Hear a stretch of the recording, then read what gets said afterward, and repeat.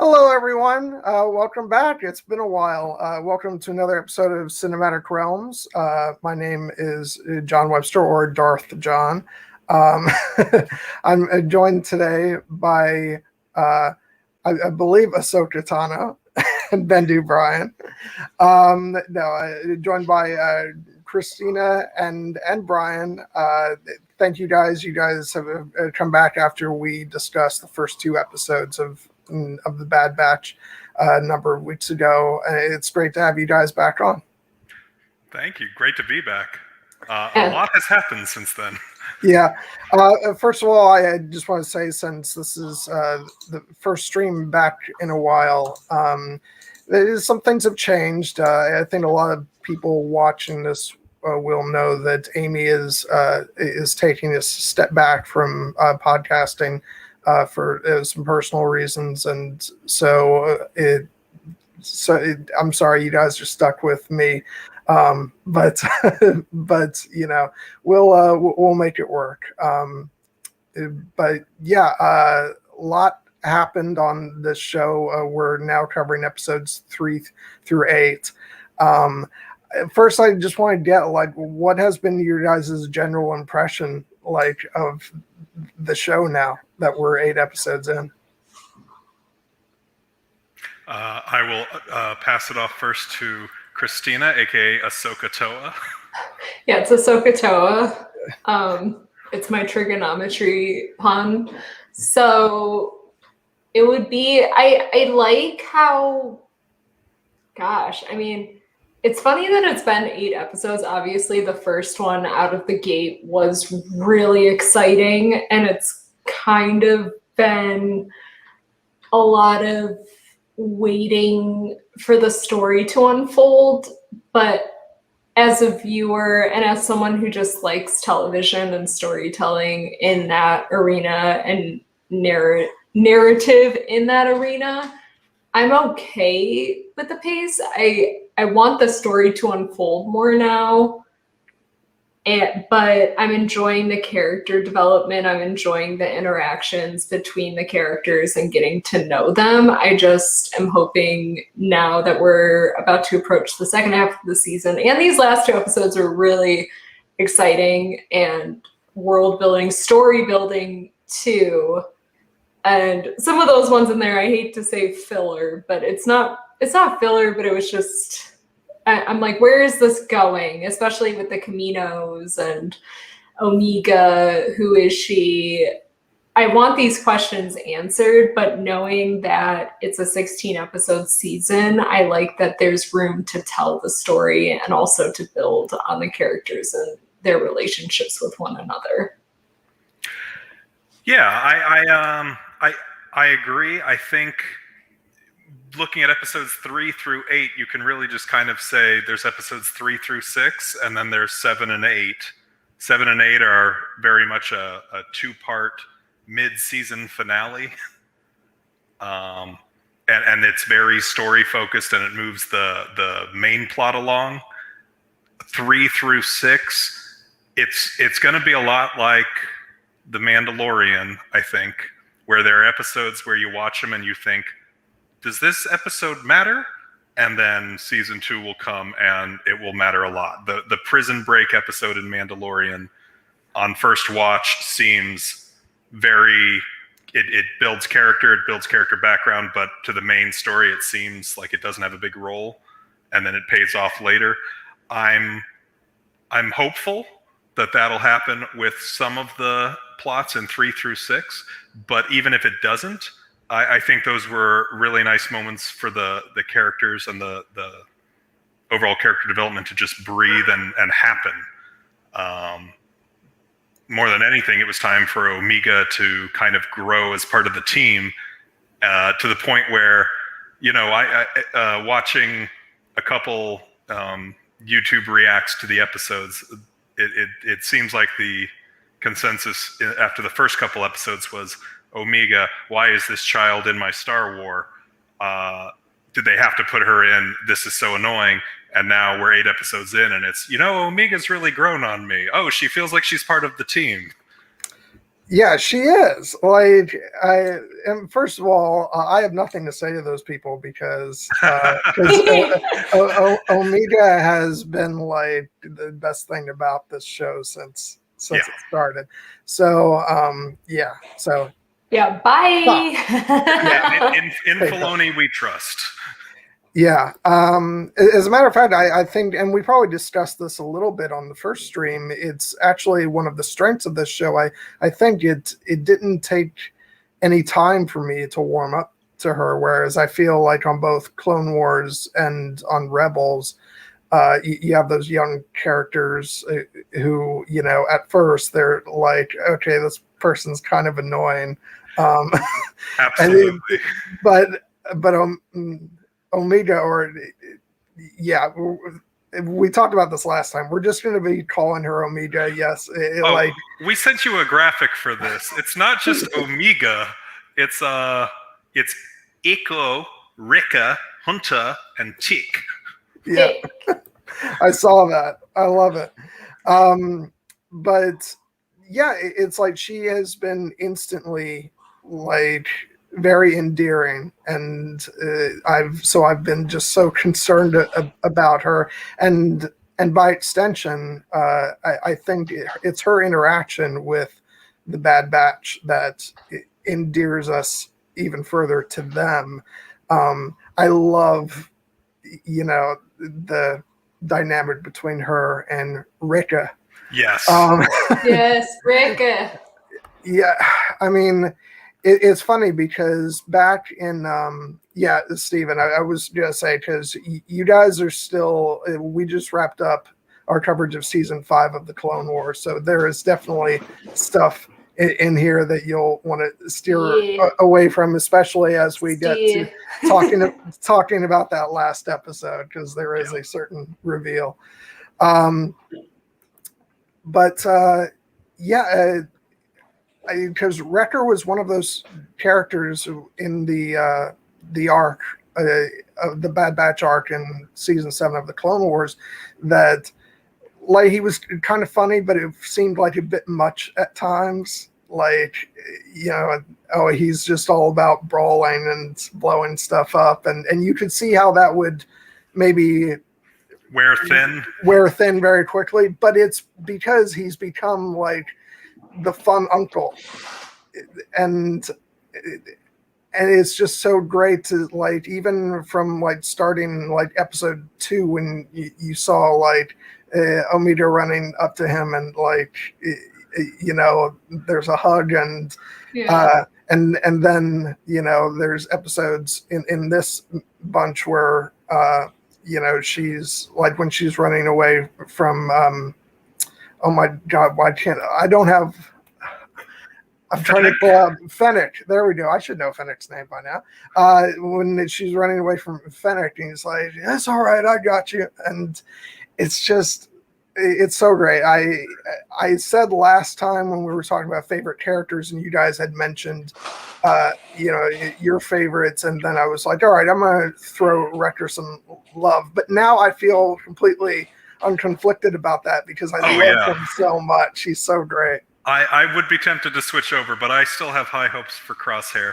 But no, it's absolutely true. Omega, more than anything, when she ran off with the Bad Batch, there's the moment where she's talking to Rex and basically gives her fears that if we can say spoilers, when they're going to take the chips out, and she says, if this goes wrong, I'll be all alone. Like, the Bad Batch is her family now. Sorry, Nala Se. She's kind of written you off. And looking at her new family structure, like, Hunter is probably the closest thing she has to a dad. And then as far as actually having a friend, Tech, Echo, you guys are great, but no, it's absolutely Wrecker. Wrecker is the fun uncle, like you said, and he's the one who can relate to her. When they finish a mission, they go get Star Wars popcorn together. Like, he's there for her, and it's so notable that I think there have been 3 clones that we've, I guess on screen, 2 clones that we've seen actually be able to resist Order 66. In the comics, I guess the I don't even remember who it was, Gray, maybe? In the Kane and Jarrus comics, there's one clone who's able to shake it, at least for a few seconds. But Rex and now Wrecker, just for a little bit. Yes, Tony, yes. Oh my gosh. In that episode, when he was saying he had a headache and couldn't go out to help try and find the dragon, I didn't have, at the end when he has made a room for her, part of me was wondering if he had faked it so that he would have time to make the room for her, but no, the head stuff obviously kept escalating. Oh God, the mentions of the headaches, like, were like, oh my God, when is this going to resolve? It's like, it was like when I had COVID. It brought me back. It's like, oh, my head. About Omega, I've seen the haters, I suppose, online, and I just don't see it. She's a different kind. I like the dynamic of the show, because at first when I saw the, and you know, I obviously am comparing it to Rebels and, you know, other Star Wars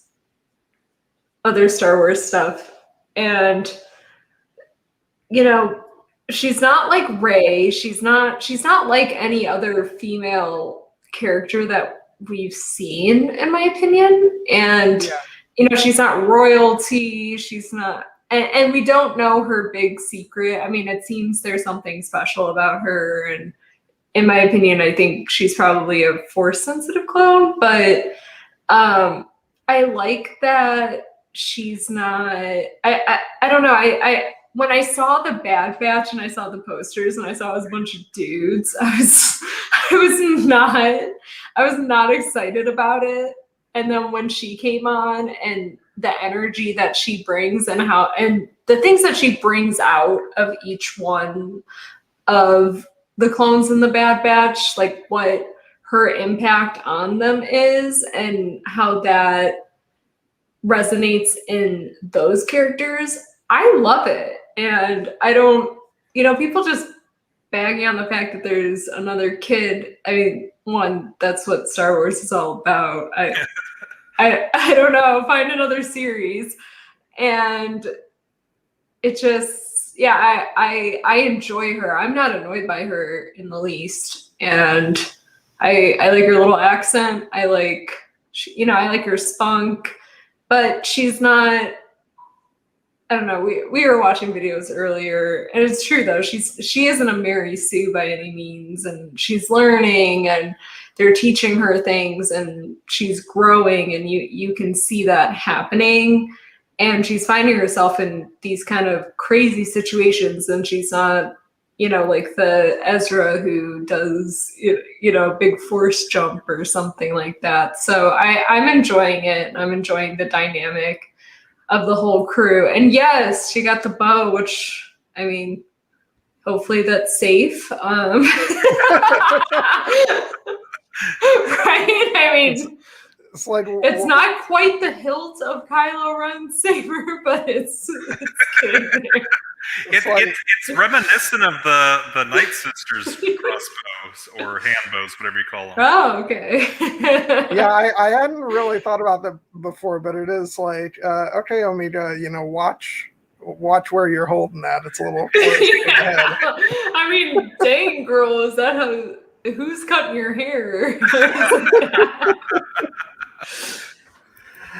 I did see. I don't know when it happened, but she got rid of the charm on her head. Yeah, that was in episode 2. Okay, when she took it off. Yeah. Say away. Oh. So. Thank you. So okay, I mean, I'm inclined to think that, you know, it's probably correct that she's force sensitive, and we're gonna wait to see that come out. But beyond that, like, do you guys have like the theory of like what's exactly going on with her? I know some people have said. I'm muting for Brian. Oh, okay. We've been waiting. this was before episode 3 aired. We were just thinking more about after episode 2. And I think my through line is this connects through The Mandalorian to episode 9. Basically, Palpatine has been about cloning Force sensitivity as much as Voldemort was about Horcruxes. Even in Legends, in Dark Empire, he was all about this. And the idea that the Kaminoans, as of the moment the Empire takes power, when all the clone ordering and basically all the operations on Kamino have probably been, and I say orders, I don't mean orders like a command, I mean orders like a customer giving an order. All of the orders to Kamino seem to have been from Sifo Dyas / Palpatine. And it is odd that in that moment there is a Force-sensitive clone that, and this is CG hair, it is what it is, but it looks like Sheev Palpatine hair. And it might not be his. It's fine if it's not. We saw a Jedi die in the first episode, or we saw a dead Jedi on Kamino in the first episode with the drape over it. Then that could have been, for all we know, an adult version of Omega. Whatever Jedi that is could be what Omega will look like at that age. We don't know. Anyway, if she's a Force-sensitive clone at a time where the Emperor is absolutely looking for Force-sensitive clones, because Force-sensitive clones, I don't know if they're going to make Force Unleashed canon, but that's pretty problematic. It's hard to make happen. I guess that's Force Unleashed too. But the fact that Omega may not, I would hope not, end the series in Kaminoan / Imperial custody, being experimented on or drained to death. If the series ends with her out of Imperial hands, that would help explain why the Imperial remnant needs Grogu. Because there was obviously a plan in place for Palpatine to clone himself when needed, using Force-sensitive donor tissue, donor blood, donor DNA, whatever it is. And Omega fleeing throws a wrench in things. And so all of a sudden, the Imperial remnant sitting there like, wait, we could bring him back if we just had a Force-sensitive donor. Donor DNA. Donor DNA, yes. See, this is my only thing with the Palpatine thing. It's like, because the Empire doesn't seem to care that much about Omega, and it seems like something that the Kaminoans are like keeping on the down low and and like doing off on their own. So it just seems like, if this is, Palpatine working to like clone himself and all that, he's making it kind of harder on himself by not telling his underlings in the Empire, get this girl. He is, but he keeps his stuff so under wraps. The fact that he's actually a Sith Lord. Darth Vader does the same. Well, granted, not a lot of people knew about the Death Star. Right. This is not an empire built on trust of underlings. That's true. But at the same time, yeah, this would be a heck of a lot easier if Admiral Rampart knew they needed to get this kid back alive. And it may be that the Kaminoans, through Dooku or someone else, knows that there's a need for a Force-sensitive donor. Or it could be something as simple as, all right, Jango Fett's DNA is no longer available. He died 5 years ago, or however many years ago. We need a way to have clone DNA that's more powerful, more augmented, something that's going to make sure we keep our contract through the next 20 years. And if you've somehow mastered cloning Force sensitivity, I mean, who wouldn't want that? Sorry, I'm just laughing at this, just talking about your echo, which by the way, it is honestly, no, it's fine. I know you're so worried that it's too much, but it sounds fine. But I just think it's hilarious that we have somebody with a noticeable echo on this particular stream. Who doesn't like echo? I don't like echo. That's why my name is Bendu, Brian. At least it could be like, I am the Bendu, but no, I'm Echo. It's because we don't have enough furniture in our house. but I am the most redundant member of the Beard Beach. I am Echo. And his name makes sense because it's literally, Hunter's there and he's like, I'm the grounded one. And Echo's like, I'm the grounded one. And Tech's like, I'm the scientist one. I understand all the technology. I'm the scientist one. I understand all the technology. Like Echo. But that is like part of Echo's character, like from the beginning. It's that he was the one repeating orders. Absolutely. and he's found a way to carry that on to a new series. No, I love him because he's, it just brings it all back to the Domino Squad, in Clone Wars. And so he carries quite a legacy along with him. And so I have a lot of love for his character. And so, yeah, even if right now I feel like they're going through, I talked about this before we started, but I feel like they're going through sort of cycles with each of the characters. The first couple of episodes were really about establishing Hunter. And then I feel like they moved on to Wrecker and got into his character. And I almost thought in the last episode that they were getting ready to move on to her relationship with Tech, because she went in and she started talking to him and asking about the war and stuff. Little did I know that actually, no, we're taking the story is going to skew off in a completely different direction, which we'll get into more when we get a little closer, on towards the end. But I wouldn't be surprised if in the second half we start to delve more into both Tech and Echo a bit. I feel like the chips are about to fall into place, and we're on the cusp of it, especially with the Caminos. And now that, because the bounty hunters have been after her, and we've got the kid bitch. yeah, Cad Bane. When Cad Bane shows up, oh man.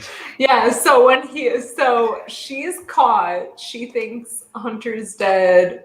Blah blah blah. Like I'm so excited for the second act because I have so many questions that I want answered. Like, do we think that she has an inhibitor chip or not?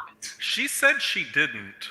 Did they scan her? I find that very well. First of all, I think the reason why they were able to actually successfully scan themselves was because they had Rex as a comparison point, and they're all the same clone, but Omega is different. So a scan may not have, really necessarily worked on her. I mean, it looked like an MRI. I don't remember if they even scanned her. I remember she said she didn't have one, so they may not have even tried.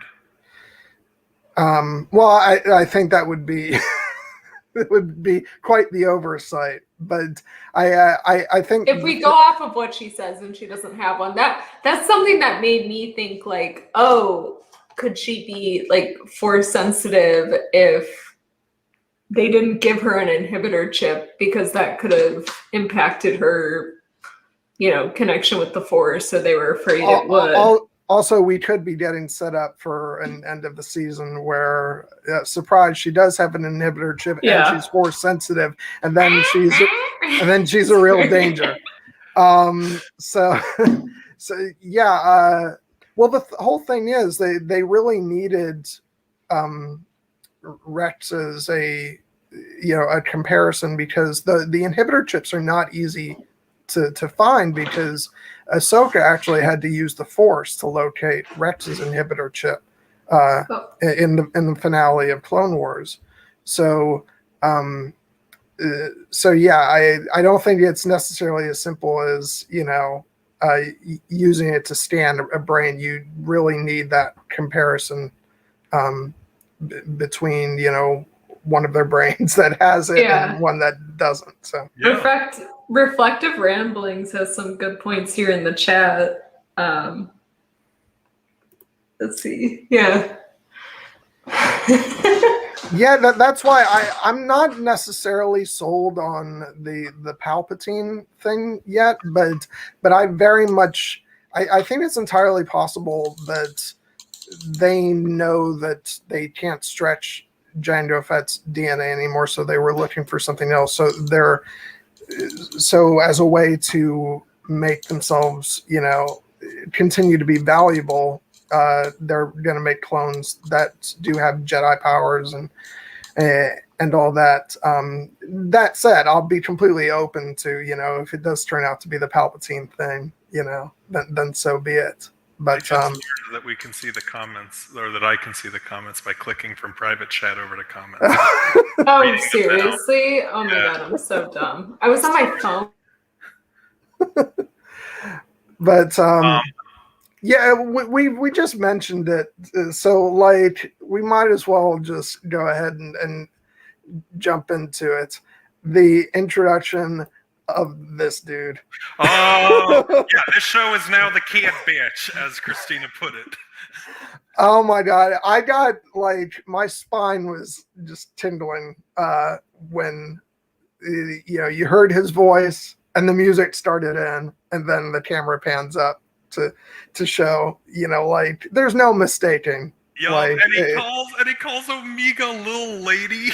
Yeah. Like I went overboard and I did get a couple pictures of Yes, because I was so excited to see him, because it's just I just realized I was doing looks like we lost Christina. Hopefully we'll get her back in a second. Worst case, she can come upstairs, but I'm I'm sure. Hey, sorry, I have no idea what happened. That's all right. Yeah, Cad Bane. So Cad Bane, it's definitely Corey Burton doing the voice again. Yeah, because it sounds just like Brainiac from Superman. I didn't catch if it was Seth Green doing the voice of... It was. It is. Okay. Oh, that's awesome. Which, here we go. Yeah, yes.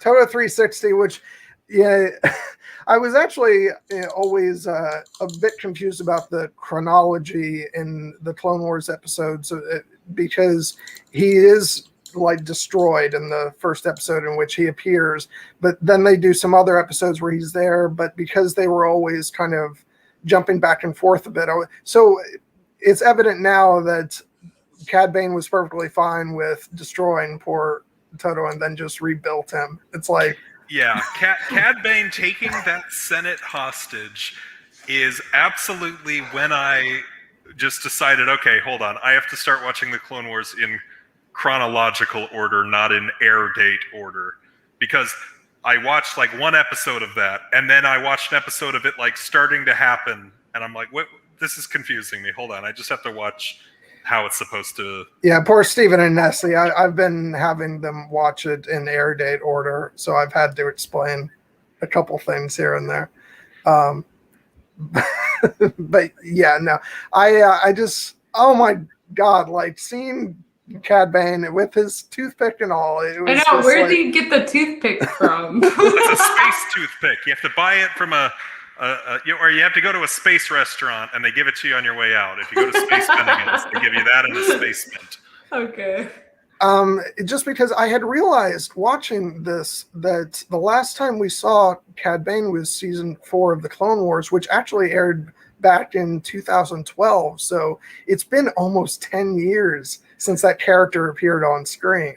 Yeah, and there were cut scenes from what was going to be season 7, and it never made it on air, but they had a script written for him having a big showdown, like this cowboy type duel he had with Hunter, he was going to have with Boba Fett.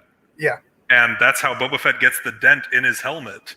I love that as like a big kind of F you to I don't know. There's like playing with fans, right? I would say in Game of Thrones we got some FUs to us, but this was just kind of like this is what this is the unaired thing, and we're gonna kind of replicate it and have it go the way that you don't think it would. And I thought that was a nice little troll.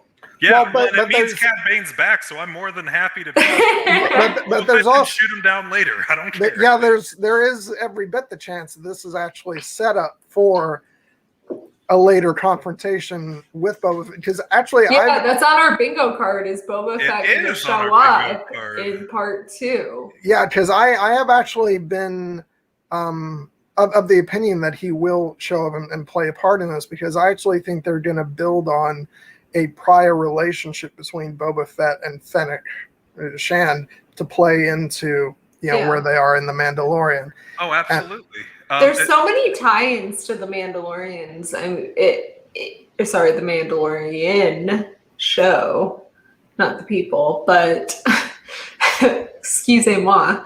But I guess I didn't think of it when I was watching it, but then when I thought about the show, it was kind of astounding, and that's good, right? We want to retain our Mandalorian audience as much as possible because that's Disney Plus's biggest hit. You want that synergy. Yeah, and which makes me such a hypocrite, because I always rag on Steven and Aaron about the MCU, and we're not going to get into that, Christina. We're not going there. MC who? but I always rag on them about the fact that I like things to be, sort of independent stories, and to not have everything tied together. But then cut over to Star Wars, I'm like, yes, give me those connections. Bring them on. Well, and here, even if he doesn't show up, and I'm with you, I think we will see Boba Fett. Even if he doesn't show up, the Kaminoans needed to hire someone to bring back Omega. They hired a bounty hunter. They are going to go with someone they trust. Boba Fett, not just because he's a good bounty hunter, but because of his connection with Kamino, would probably be the first name they go to. They're not going to go to a relative no-name and say, hey, we're going to trust you and only you with an exclusive contract to bring back the most important thing to us making it through the next 10 years. They wouldn't hire Fennec Shand directly. They probably contacted Boba Fett, and Boba Fett gave the job to Fennec. But then why did they go to Cad Bane? What is that connection? Because he is the baddest MFer in the galaxy. He doesn't. His bounties don't fail. He makes it happen. Number? It's like that. That's why it's like when. How do you get in touch with him? Through the guild, I assume. Yeah. The guild? The guild is a thing back here. Well, because they got in touch with, Fennec, right? Yeah. They said it was through the guild, so the guild is around. So that's how you get Cad Bane. You have to pay a lot, but you get to him. But yeah, it's just when you see Cad Bane, it's like he was so brilliantly established in Clone Wars as I think Filoni even said that he wanted, when you saw Cad Bane, for it to be like a reminder that bounty hunters are actually really dangerous. And so when you see him and, he's saying, I've taken down, plenty of clones in my time, once you take down one, the rest are easy. And hunters, I think you're going to be surprised. And Cad Bane says, I doubt that. It's like, as much as you don't want Omega to get taken, at the same time, I was like, yeah, that's right. Cad Bane, you're the man. When Crosshair lands there with 3 shuttles worth of troopers, I'm just looking at the number of troopers and I'm like, okay, this is way more than the bad guys would normally let you take, because there's no way the good guys can beat this many. You have 5 good guys, 6 good. There's no way they can beat this many in a fight. A third of them go just to secure the landing pad, and Cad Bane just takes them all out. Yeah. Like they show up to the landing site and Cad Bane's like, "Oh, I took care of these 16 for you. Don't worry." Toothpick intact. Toothpick intact. I am Cad Bane. I literally show up to every job just in case there's a Jedi. I'm ready. These tubes on my cheeks. Yes. These are not on my mouth. I don't. That's a Sith. Breathing. That's a Sith. If he's ready for Sith, he's ready for Jedi. He's ready for Stormtrooper Army. He's ready for anything. We double checked this on Wikipedia recently. Those are literally there in case someone tries to force choke him. That's the only functionality. He can bypass his throat and keep breathing. In case there's a Sith. Is basically useless against. Oh wait! Don't only Sith force choke. Sith-esque, like Anakin has force choked Jedi. There it is. It's Sith holocaust. I was like, what is that? Nothing. Okay, so we did go to Galaxy's Edge since the last episode. Yeah, sorry, I'm the hologram. But he did recover a Jedi. He did. He got one of those out of the temple. Because he's Cad Bane. Oh no, it doesn't work for me. Why are you able to only activate a Sith holocron? We'll talk about this after the episode, Christina. Oh, I'm sorry. I mean, yet. Oh, somebody's trying to get back in, I see. Somebody's big sad. Big sad. One sec. That's one of our puppies. But no, I like. Go on. I just really have to say, like, everything about this moment when Bane showed up with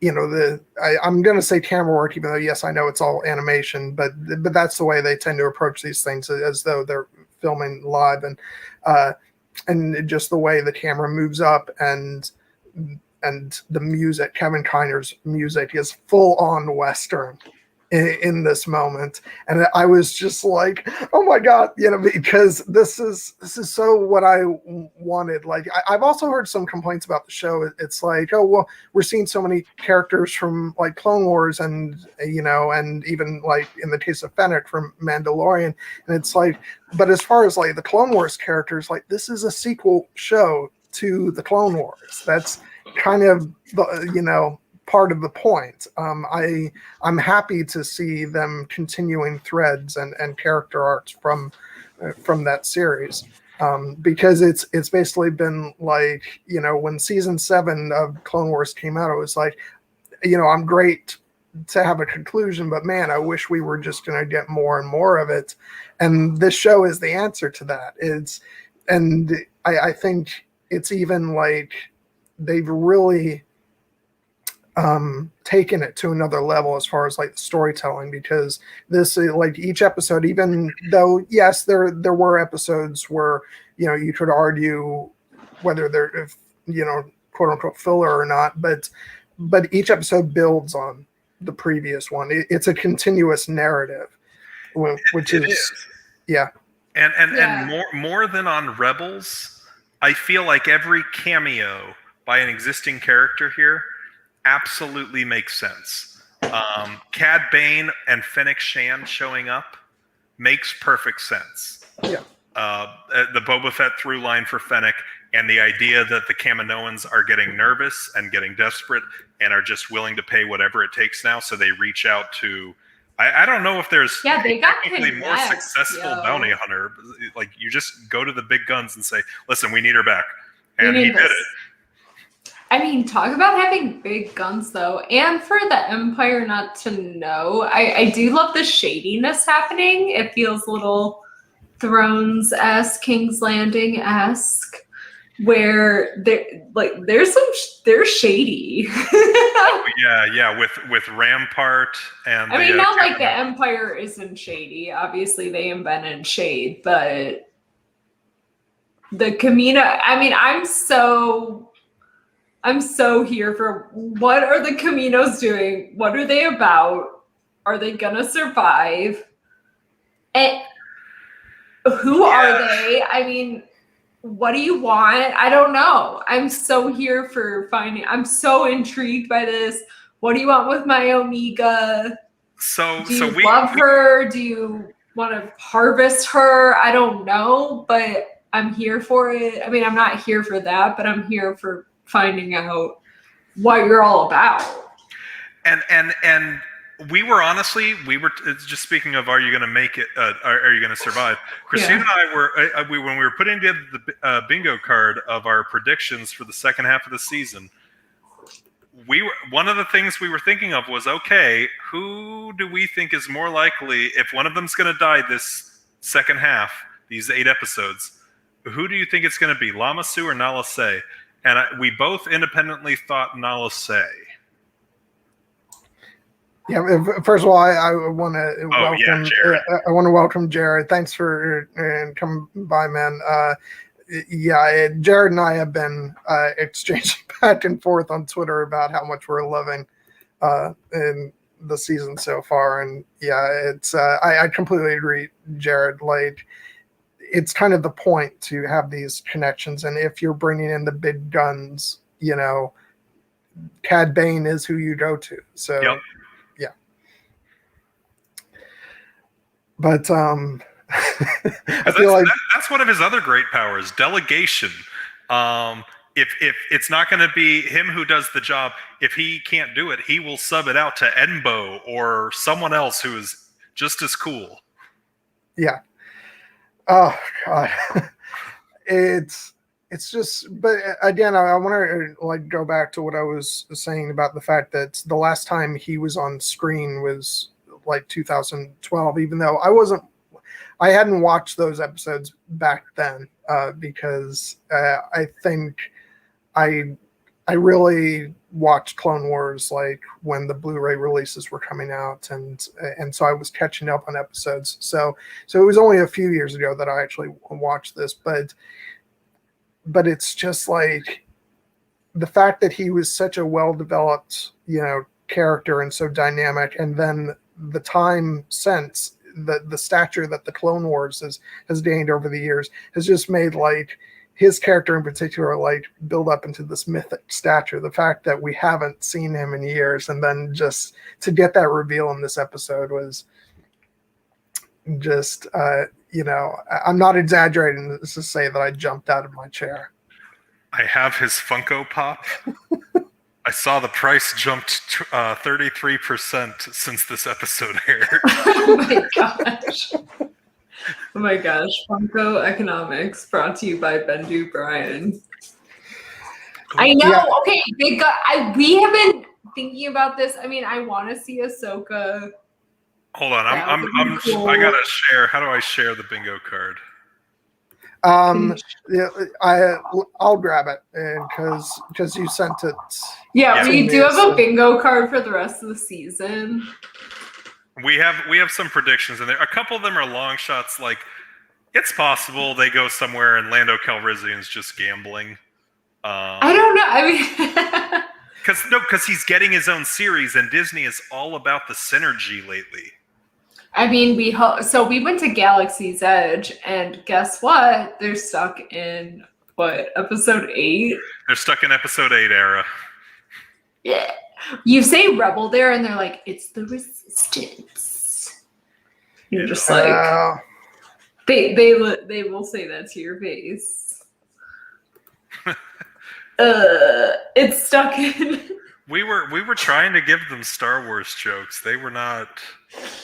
No, you had your moments. Oh, that's right. They were biting on some. Yeah, in the Millennium Falcon. That's right. Yeah, we also crashed the Millennium Falcon twice. Well, we were the pilots. The Millennium Falcon. It's supposed to. Yeah, they asked what side of the Wookiee is hairiest. I correctly guessed the outside.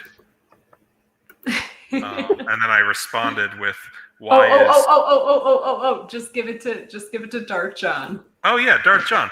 Why is Princess Leia single? I don't even know if I want to guess. Because she was looking for love in Alderaan places. Oh no. I'm sorry. I'm not okay with that. I really am not. Audience, where do Sith Lords buy their robes? at the Darth Maul. No. Oh my god, Okay. we could see Darth Maul, but we should have put that on our big old Oh, card. he absolutely should There we have go. been. That would have been a great one. Oh Wait, my god. okay. We're combining Gregor and Wolf because honestly, the odds of one of them showing up are about the same. And replacing that with Darth Yeah, Maul. we need some Darth Maul up in here. Or even just a reference to. Would this era be right for Crimson Dawn? Well, and Yeah, there's Thrawn. I'll tell you what. I actually do really expect to see. Sorry, dog. Dogfight. Sorry. I totally expect to see Dryden Voss in. Yes, in that this. would be really cool. Because here's why. Because so many of the designs that they put into Clone Wars Season 7, like character designs, have popped up so far this season. And I think it was a way of, like, just, I hate to put it this way, but like saving money by utilizing character designs that they were already making. Like, it's, it's part of the reason why, I think it was, I should have seen it coming that they brought back Trace and Rafa for Bad Batch after establishing them in Clone Wars, which I think was great because I was saying this to Stephen and Nessie that in retrospect, Season 7 of Clone Wars is kind of like a backdoor pilot for the Bad Batch.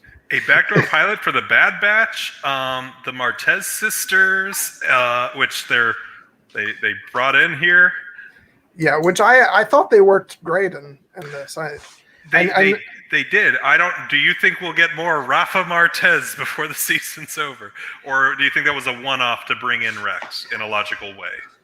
I don't know. I actually think that, well, I think part of it depends on, do we think that that's the last we've seen of Rex? And I highly doubt that. I actually think that they've got cell phones. They've got comms. They do. And are they gonna use the comm? I mean, that's like a Chekhov's gun, right? I think that we'll see. You don't introduce that unless they use it. I think we'll see Rex again. I think it's very possible Trace and Rafa will be with him, and we may also end up seeing Gregor and Wolf, as well. And so and Ahsoka. Maybe series finale. I don't want to get my hopes up. I know. I want to see Ahsoka. Yeah. I agree with Jared. I think Boba Fett is likely to come in the next, if not in the next 8 episodes. Like, that's absolutely coming in season 2. Yeah. See, here's the thing. like, I know that. Like, a lot of people have said, okay, well, now they're going to do the in progress scene that was meant for Clone Wars, and they'll incorporate that into this. The thing is, like, if that's how Cad Bane meets his end, like, I don't want it yet.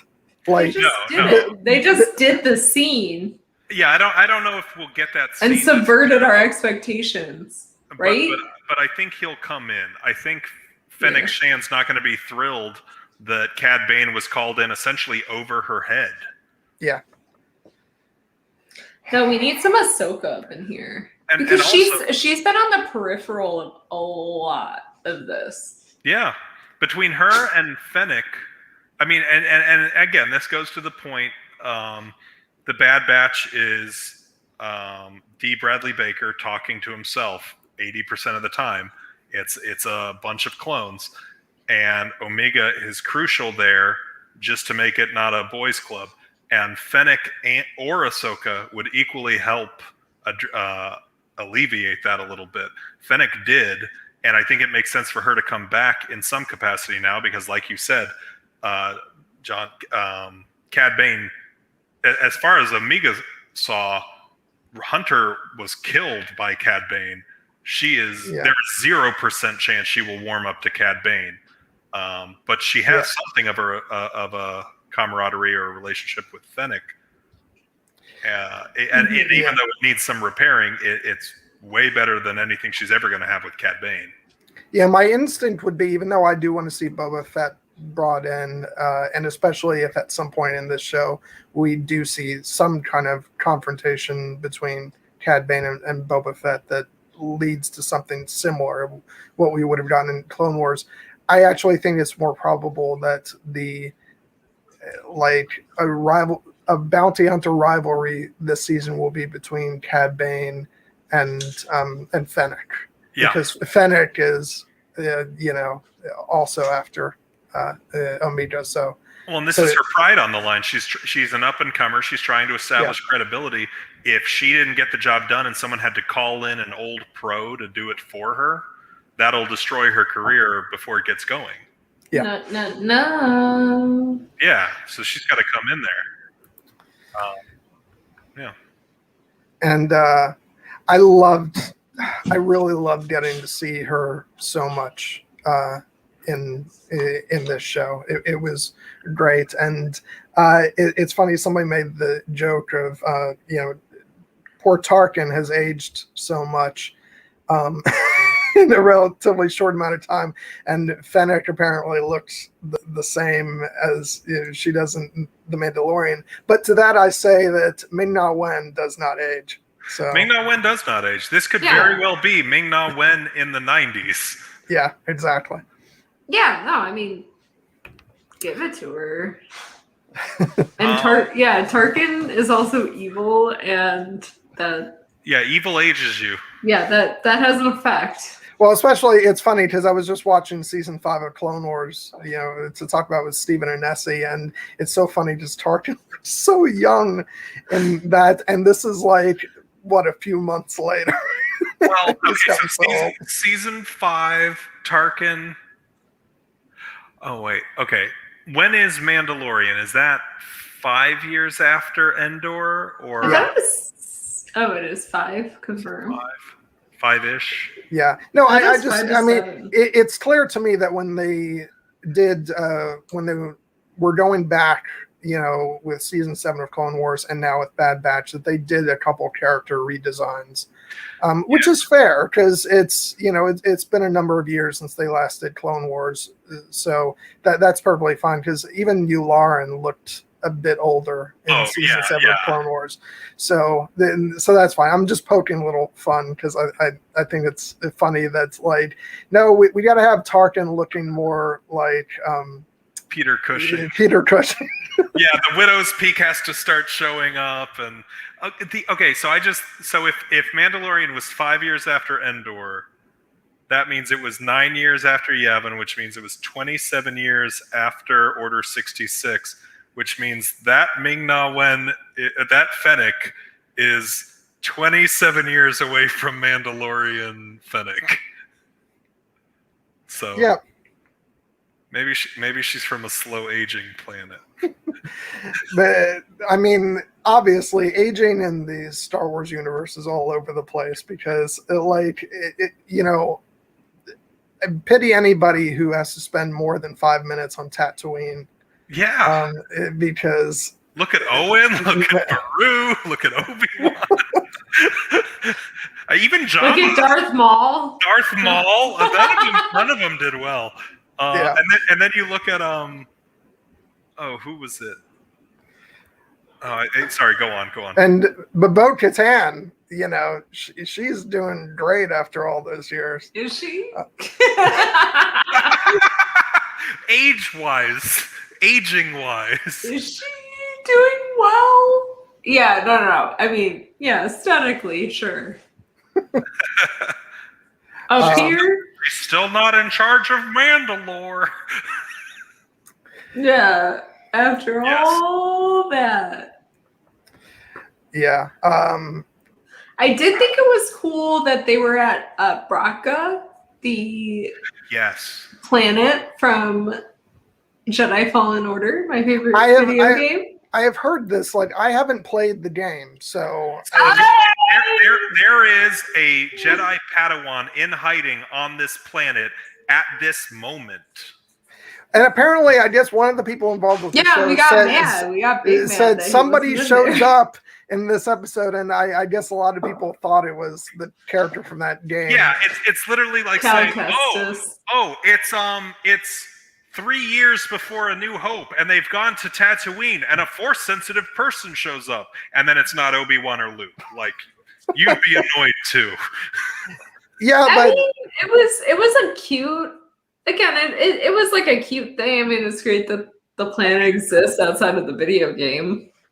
Yeah, I don't know. Is Braca and anything else? I don't It's think a so. scrapper planet, but at the same time, I mean, he was in hiding at the time, so Yeah, even if they brought him into the show, but it would have been completely in character for him to just see something was happening and turn around and walk the other direction. yeah. But see, here's the thing, though. Like, I completely understand why other people who like are really into the game were upset. Like, but having not played the game, I am much happier that it was Cad Bane that was the surprise character. I think we just want to see. I think we just want to see Cal Kestis show up in anything at this point that isn't the game. Like, we want to see him in Mando too. I want to see blah blah blah blah blah. I want to see mid-30s Cal Kestis in The Mandalorian. Cameron Monaghan, who was also him in Shameless. Have him grow a beard. Put some gray in it. He's in his late 30s. He's good to go. I do want to mention real quick, because we haven't talked about her yet. Like, I got so much of a kick out of Rhea Perlman. Yeah. Sid. When I looked, I did not recognize Queen of her. Shade. Dude. I had to look her up, and I was like, Christina, it's Rhea Perlman from Cheers. It's Danny DeVito's wife. It's like, and Sketchball extraordinaire. And I'm not the first person to think of this, but like, honestly, like I have been kind of waiting for somebody else from Cheers to voice a character in her establishment. Like, bring in Cliff. Oh my gosh. Who was actually a character in Empire Strikes Back on Hoth, so. Oh, I did not know that. Yeah, they already have an amazing tie-in or crossover. The number of people who have appeared on Star Trek and Cheers. Let's get it going with Star Wars. Oh, baby Zuko. Oh. See, all the people who he says he loves Cheers. He does love Cheers. See, all the people who haven't tuned into this stream, if they're watching later, I just want to say, like, this is what you get. You're missing out on cute doggy. What? Yes. What? Sid. He said Thrawn's coming in. No. Thrawn. I saw that somewhere, and I was like, no way. I would love for Thrawn He's to out come doing in. other shit. It doesn't really make sense at this time in No. the timeline. But Sid is great. Which Jedi do you think worked with her? Do you think it was a specific Jedi? I don't think it's that unusual for a So Jedi. it's a post-Order 66 Jedi or not? This would have been before. Would have been during the war. During the war. I don't know. Anakin, aka Darth Vader? It could have been anyone. I remember some YouTube videos saying it had to be Dooku, because why else would she have contacts in the underworld? But I feel like that's what an informant does. They don't need... Like law enforcement doesn't need an informant who knows what the law-abiding couple down the street are doing in their garden. They need people who have contacts in the underworld, and Sid seems like Star Wars does scoundrels so well. Sid seems like someone who's on the border. She's willing to work with the Jedi and give them the dirt, but she's still gonna stay with her hands in the underworld. And absolutely. It's why we put on our bingo card. Does Sid betray them? Is that going to happen? Is she going to get Ahsoka? But see, this is the thing where I'm like, what happened to Ahsoka when she walked away? Well, no, we learned that in season 7 of Clone Wars. Just what happened with her. But no, as far as like a Jedi that we know, I don't need there to be like that much of a connection. It's like, then we get back into the talk, like the complaints some people have had, which I don't agree with, that this is a small galaxy, because we've seen characters. But I think that, stuff like that, we can just leave that at she was in contact with some Jedi that perhaps we didn't know about. Yeah, And- there's and- 10,000 Jedi in the galaxy. It's not one of the Jedi Masters we know. Yeah. Mayhaps. Um, Yeah, I mean, we don't know until they reveal it to us, so. I Where she's will. at, Ord Mantell, I don't think that has a ton of mentions in Clone Wars. Yeah, I think the mention we get of Ord Mantell, I believe that was in Empire Strikes Back when Han mentions, seeing a bounty hunter on there, and that's what when changed his mind. he's telling General Riken why he's out of there. Yeah. I do want to say, like, with all these characters that we've seen, like Sid with her connections and Cad Bane and all these sort of underworld characters, it does make me more certain that we're going to actually see Crimson Dawn come into this, and again, this is one of those things where I don't want to get my hopes up, but like, we mentioned the possibility of Darth Maul. I think it's entirely possible that he becomes a part of this show. If not this season, then at least in future seasons. It'd be good because Darth Maul has a connection with Ord Mantell, but that's in the or I don't know if it made it to the comics. I mean, I'd be here for some Darth Maul action. I love him. I think he's so funny. I think he's hilarious. Sam Witwer's Darth Maul is everything. I think, not episode 1 Darth Maul. Episode 1, it's the dude from Guardians of the Galaxy. Well, it's the Tick from Amazon's The Tick. That's the voice of Darth Maul. Yeah, no, I think Darth Maul's hilarious. I don't know if it's just me. I don't stand him by any means, but I think he's hilarious especially in Rebels, when he's like, "My apprentice." Yes. Thank you, Jared. That's great. what I was trying to think of. I don't think it happened, but Ord Mantell was supposed to be.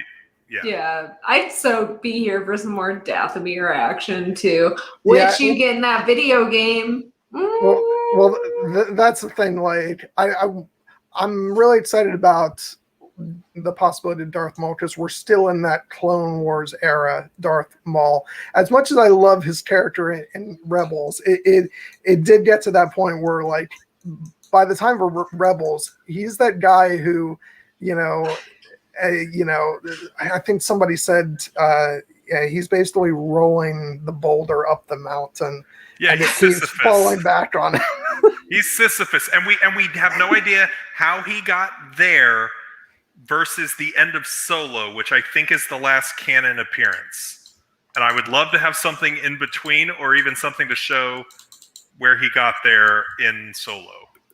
Yeah, and speaking of the voices, like, yes, that's why I was so happy when it was Sam Witwer voicing him in Solo, and that they made references to Dathomir, and that was the first indication that they were really connecting everything, that the animated shows were going to have as much of an impact as the feature films.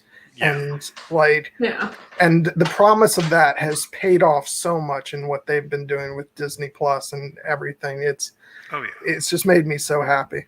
And Jared, to your point, I'm never able to remember Peter Serafinowicz's name, but yeah, he was in Guardians of the Galaxy for a hot minute, but he is the Tick on Amazon's The Tick series, and I see him there, and I'm like, this is the guy who did 3 lines for Darth Maul in episode 1. Well, and it's so funny because I remember reading somebody saying when Solo came out that they were bummed that they didn't get him to do the voice because they hadn't seen Clone Wars, and they were like, and no, I wanted the real voice of Darth Maul. I'm like, no. Sam Witwer is the real voice of Darth Maul, because three lines of dialogue which were dubbed over poor Ray Park, who is an incredible martial artist but just didn't have the voice they wanted. And all those seasons of Clone Wars and Rebels, all the time that Sam Witwer put into that character and crafting, along with the animators, such a magnificent performance. Like, he has earned the right to own that character. And yes, it's his. yeah, and I'm super thrilled that him and Ray Park are tweeting at each other, because that implies something I'm excited for, but cautiously optimistic for, with, say, the Obi-Wan live action series, or this show, or this show maybe. I don't know. I mean, come on, bring Darth Maul. Bring back Darth Maul, mocap him with Ray Park, and then voice him with Sam Witwer. I'm here for that. I mean, oh my gosh, Darth Maul's hilarious. Because I just thought it. I mean, I didn't like episode 1, obviously. A divisive opinion. Seriously? No, I'm kidding. well, I was any movie with that. Okay, I'm sorry. If you want to call a kid annoying in Star Wars, we've got one. I'm gonna put my cards on the table. Like, I love episode 1. I really do. I was like 14 or 15 when it came out, and it was my first brand new Star Wars movie, and it's Did you have to deal with a lot of annoying little kids? No, I'm just kidding. How do you rank the prequels? Like, put them in order for you.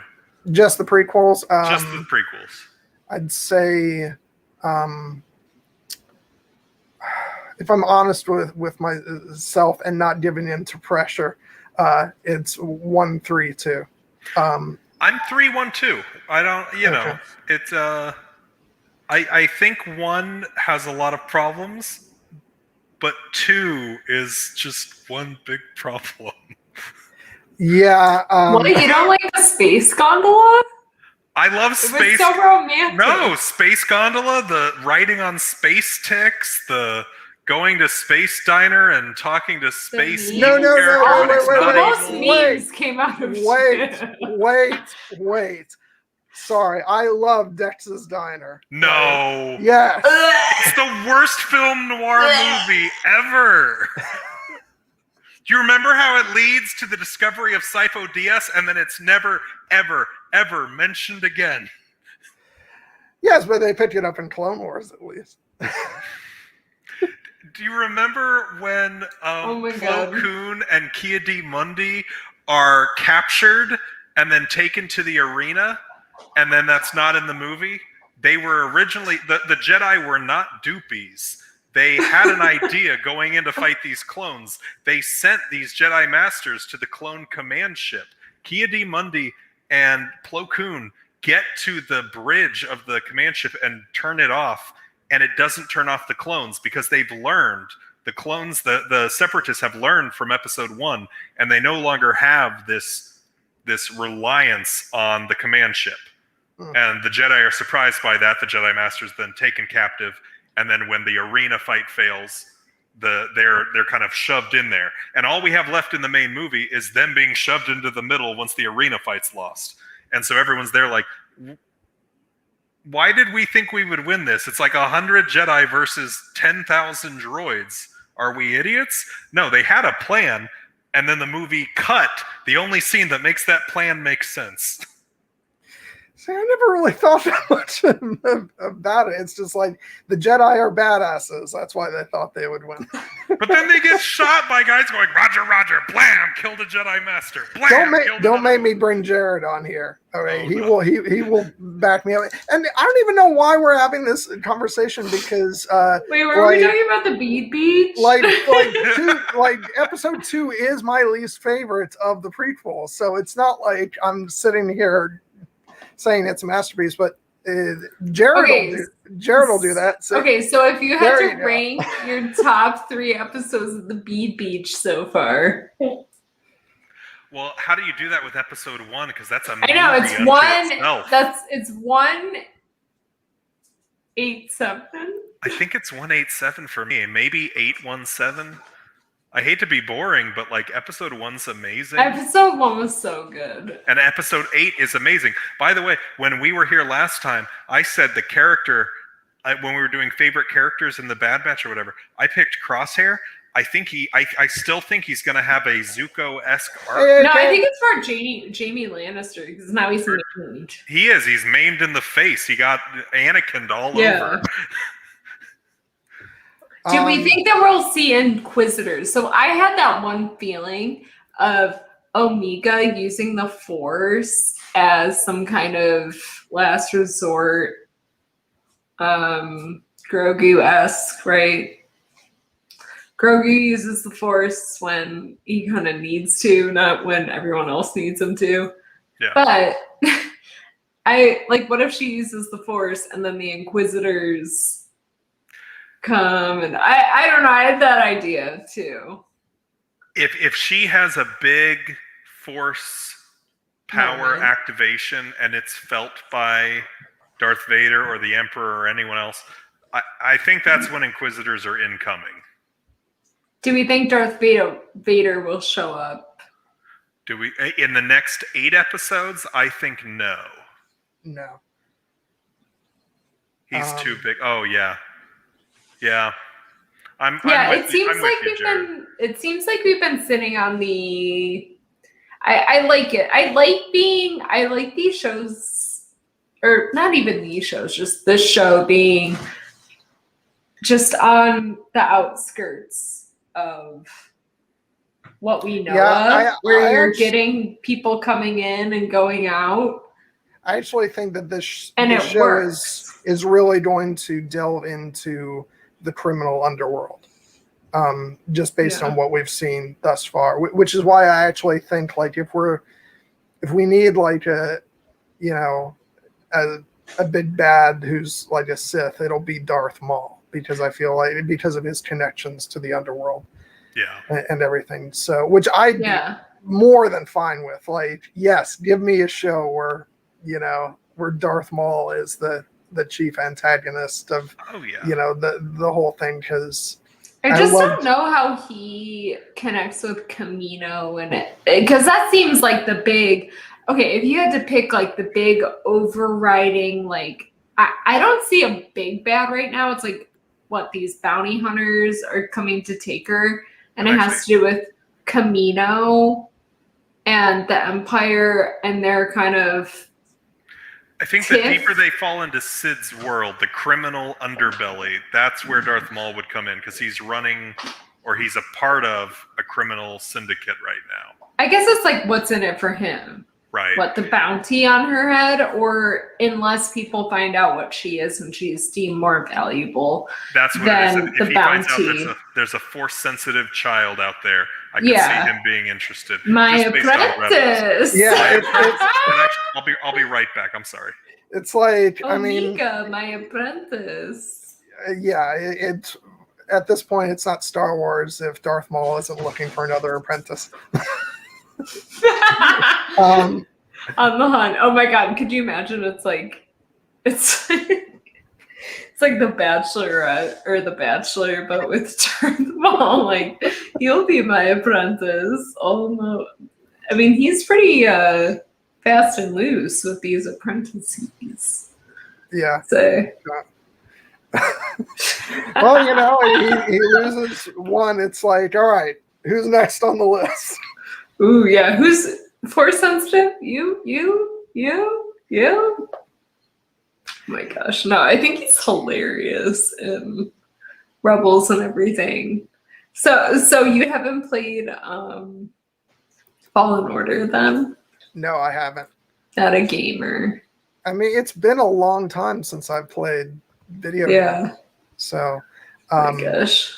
Since Brian said that for a minute, we're a little over the midpoint. I'm gonna go ahead and just talk about what I can't really say what is coming up because I actually don't have anything set in stone yet, guys. You'd think with me coming back from a break I would, but just some things that I'm hoping to do in the coming weeks is I'm gonna go ahead and call her out now because she's not here anyway.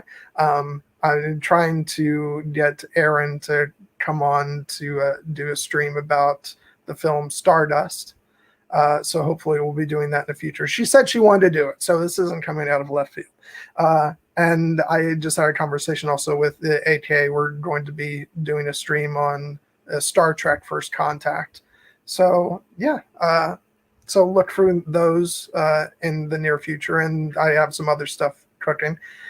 And then tomorrow on Here Be Dragons, I believe that Steven is going to be hosting an MCU Rocks stream, which I will not be a part of.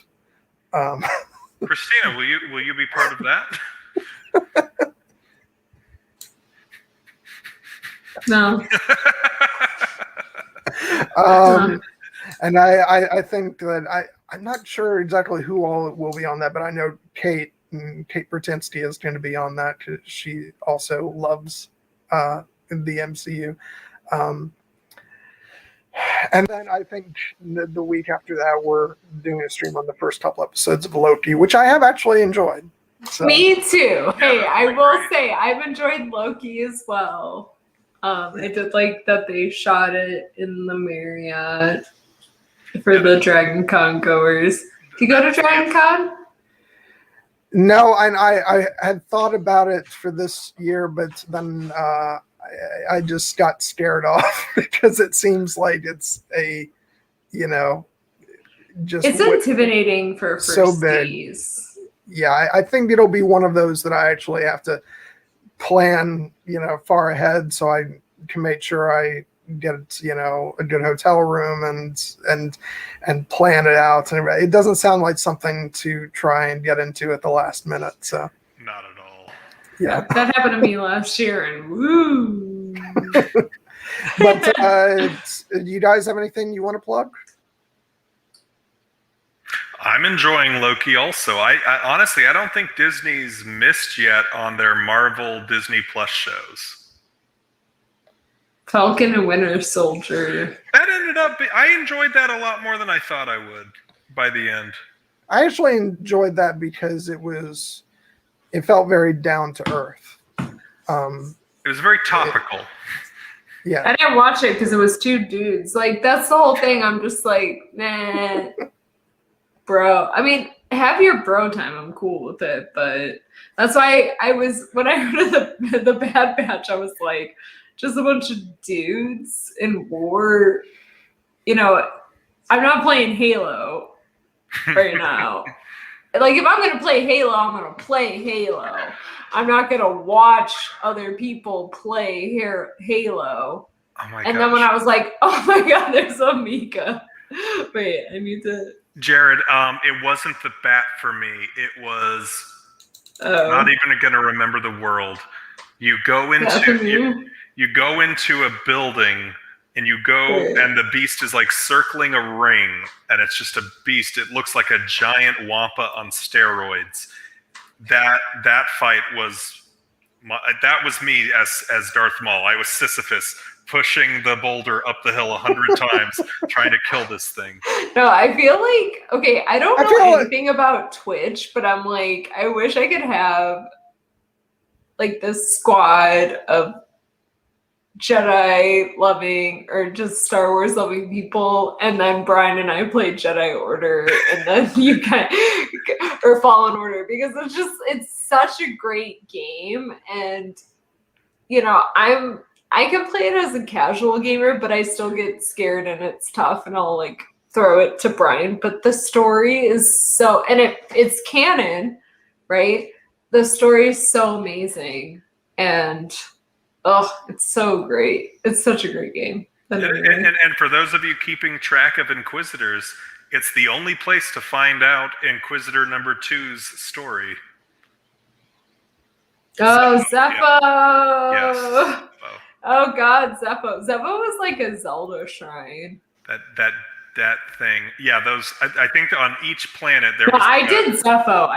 Mythical beast or whatever it was, and they were a pain on every world. But those guys that came out where I handed you the control. It was like I would like solve the puzzle, and then I'd be like, Brian, here, take it. Yeah, like the giant bat, the statue, giant wampa-like creature, the giant, like the statue guy. Oh my God, no, ew.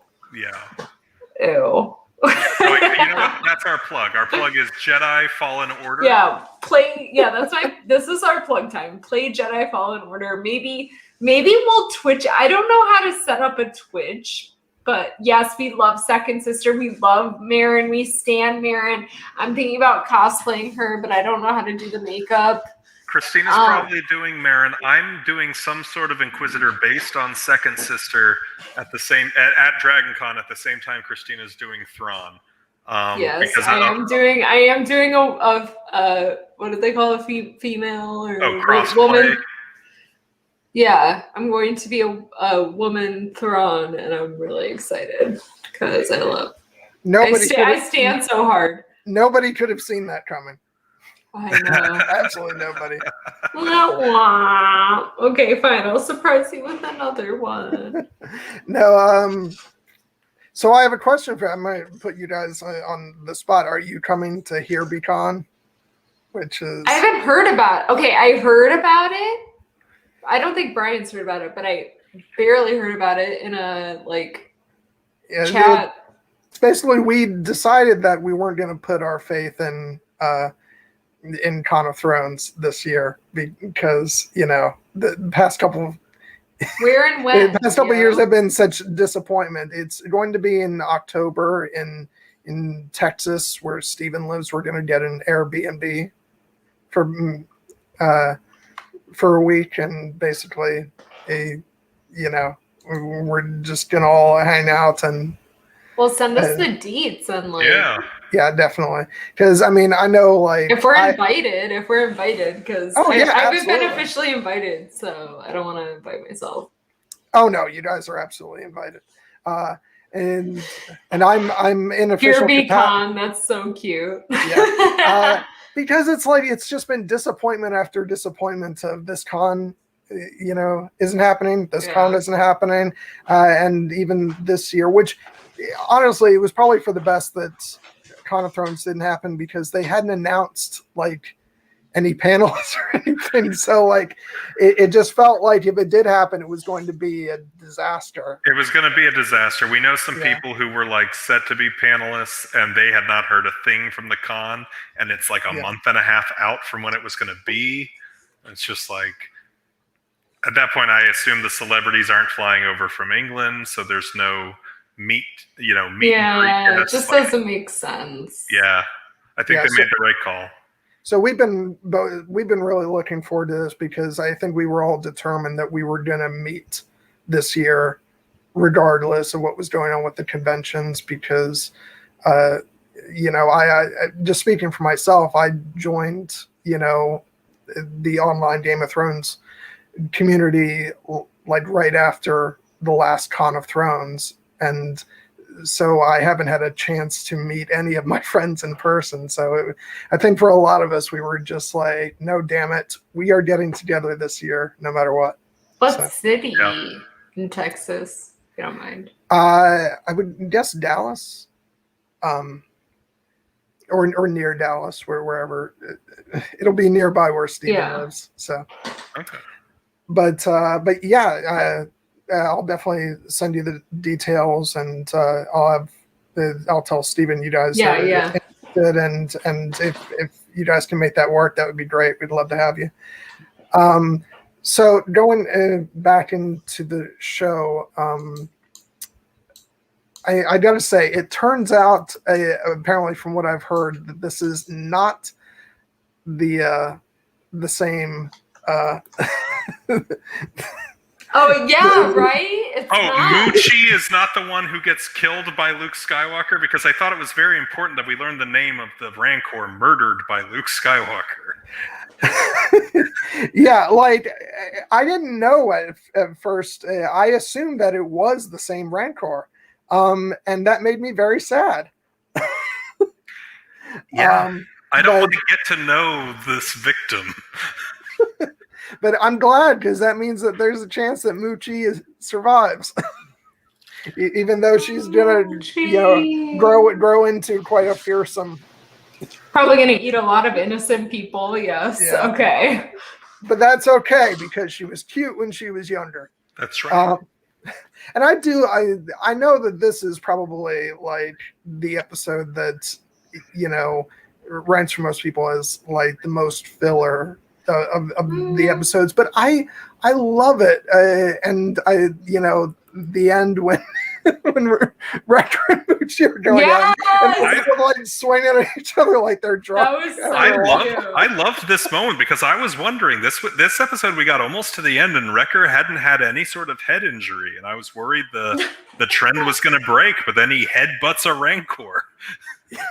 I love just like it won't respect you unless you fight, and then Wrecker's like, this is what I'm made for. Yes! Like, I just love when someone can like realize their potential like that.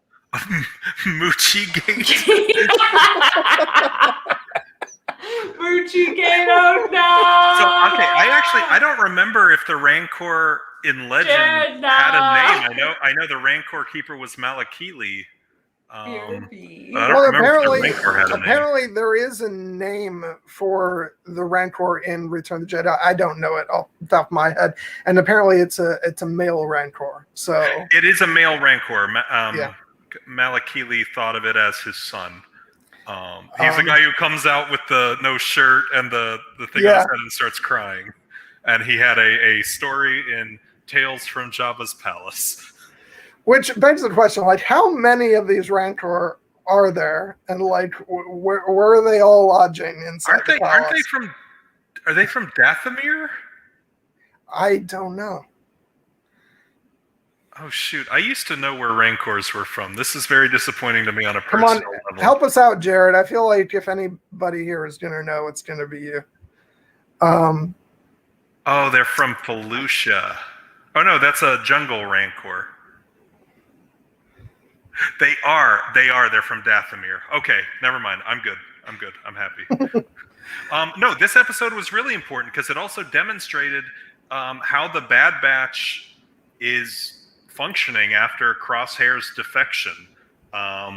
They went into this mission to take on the slavers and get the Rancor out of there, and they did it by basically saying, Echo, you're the new Crosshair. They put Echo. Oh, okay. Batista. Well, that is a nothing burger. Yeah. But I know you're saying that tongue in cheek, Jared, that last part, before anybody thinks that right. you have an issue. I assumed that's how he meant it. Yeah. But no, but no. When the team goes in to rescue the Rancor, they basically just have Echo play the part of Crosshair because that's what they know. They had Tech, Wrecker, and Hunter move in, and they said, "Echo, we're going to put you on the ridge. You're reconnoitering the area. You're going to report any threats to us, and you're in essentially the sniper position." And Echo's kind of like, do you hate Echo or something? No, I'm just pointing out Echo was poorly equipped for that job and did not do well. And they all got captured right after he failed at his job of reconnoitering the area and got ambushed. And they keep looking for. They keep trying to fill in a Crosshair's position because then in the episode where they're retrieving the tactical droid's head, Wrecker is like, that was Crosshair's job. Why do you want me to be the look at? Right. So they're trying to fill in that gap, and of course, actually, it's Omega who's kind of filling in part of that with the fact that her weapon is the arrow. So she's positioning herself to be sort of the sniper of the group, as it she's going to have to be, because they're a commando unit. They each have tasks, functions they have to fill, and they can't just tell Echo, hey, fill in what the last guy did. It doesn't work. If there's a big wall in front of them or a Rancor they have to headbutt, and they don't have Wrecker, you can't tell Hunter to slice strategically at it as the solid snake of the group. It doesn't work. Yeah.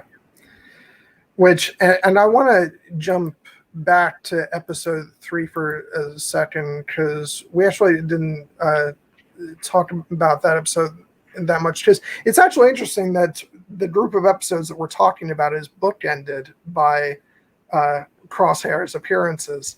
And in episode 3, we get to see like him really going all the way into like being brainwashed and and doing really dark things. That scene where where he has them where he